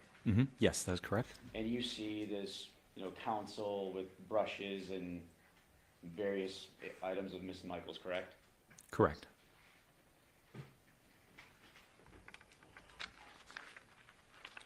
I'm gonna put up what's State's Exhibit 448. This is a different view from the car, correct? Yes, the driver's side. And you would go into the driver's side to get that unit, so you would probably sit in the driver's seat and pull that out. I believe I accessed both sides, Both at sides, some okay. point So throughout. you're aware of the condition of the car and kind of what's in there, In the front, yes. right? It's kind of a messy car from your view of this, correct? I have teenagers, so my idea of messy might be a little different.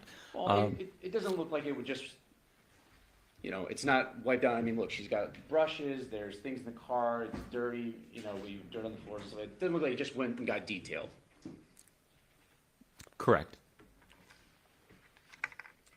Now, when you're accessing this unit and as you're pulling it out and looking at the console, and like you said, you accessed both sides of the car from the driver's side and potentially the passenger side, Yes. you didn't observe any blood in the car, did you? I don't recall any blood. Nothing on the steering wheel? I don't recall touching the steering wheel, so I don't know, but I from my memory, I don't recall any blood on the steering wheel. But you're in the middle looking at the console where someone would be touching, obviously if they put the car in gear, they've got the shift knob, so they would have to touch that. You didn't see any blood on that. I didn't.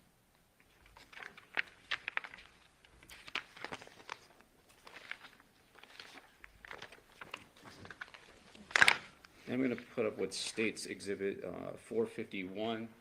This is just an ID that was found in there. Like I believe you said that you didn't see this, but this was something that would have been in the car with Miss Michael's personal belongings, correct?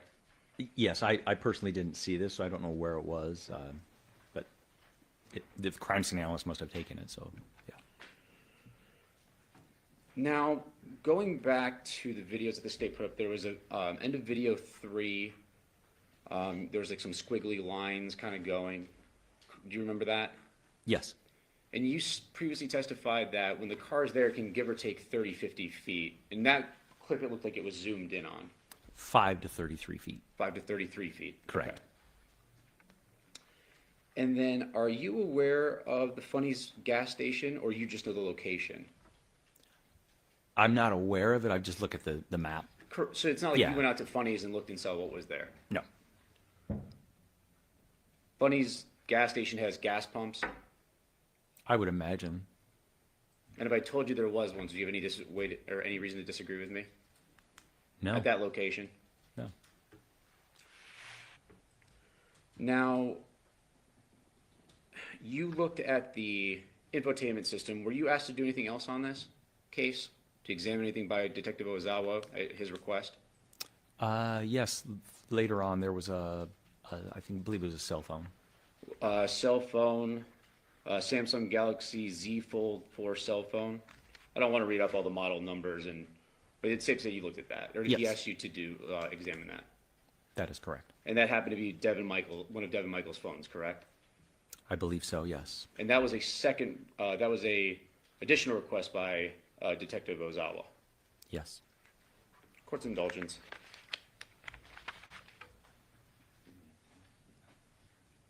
No further questions, Your Honor. Any final state? Nothing from the state, Your Honor. Do the ladies and gentlemen of the jury have any questions for this witness?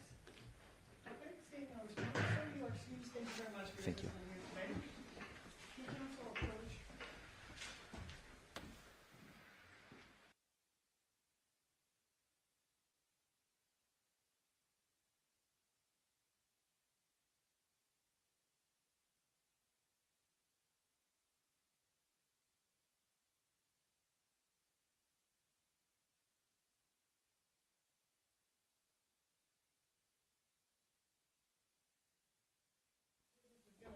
more time than I want everybody's time, Mr. Devyn, just mine. So we're gonna take our lunch recess at this time, and then that way we'll have all the technology and everything set up by the time you guys get back. During this recess, you must not discuss or communicate with anyone, including fellow jurors, and anybody regarding this case or its merits, either by voice, phone, email, text, internet, or other means of communication or social media. You must not report this thing or use the media accounts or commentary about the case. You must not do any research, such as consulting dictionaries, using the internet, or using references. You must not make any investigation, test, or theory of the case, brief any aspect of the case, or any other way investigate or learn about the case on your own. We must not form or express any opinion regarding this case or the advice submitted to you. Ladies and gentlemen, it is 11:40. We will be in recess until 1 o'clock. All rise for the jury.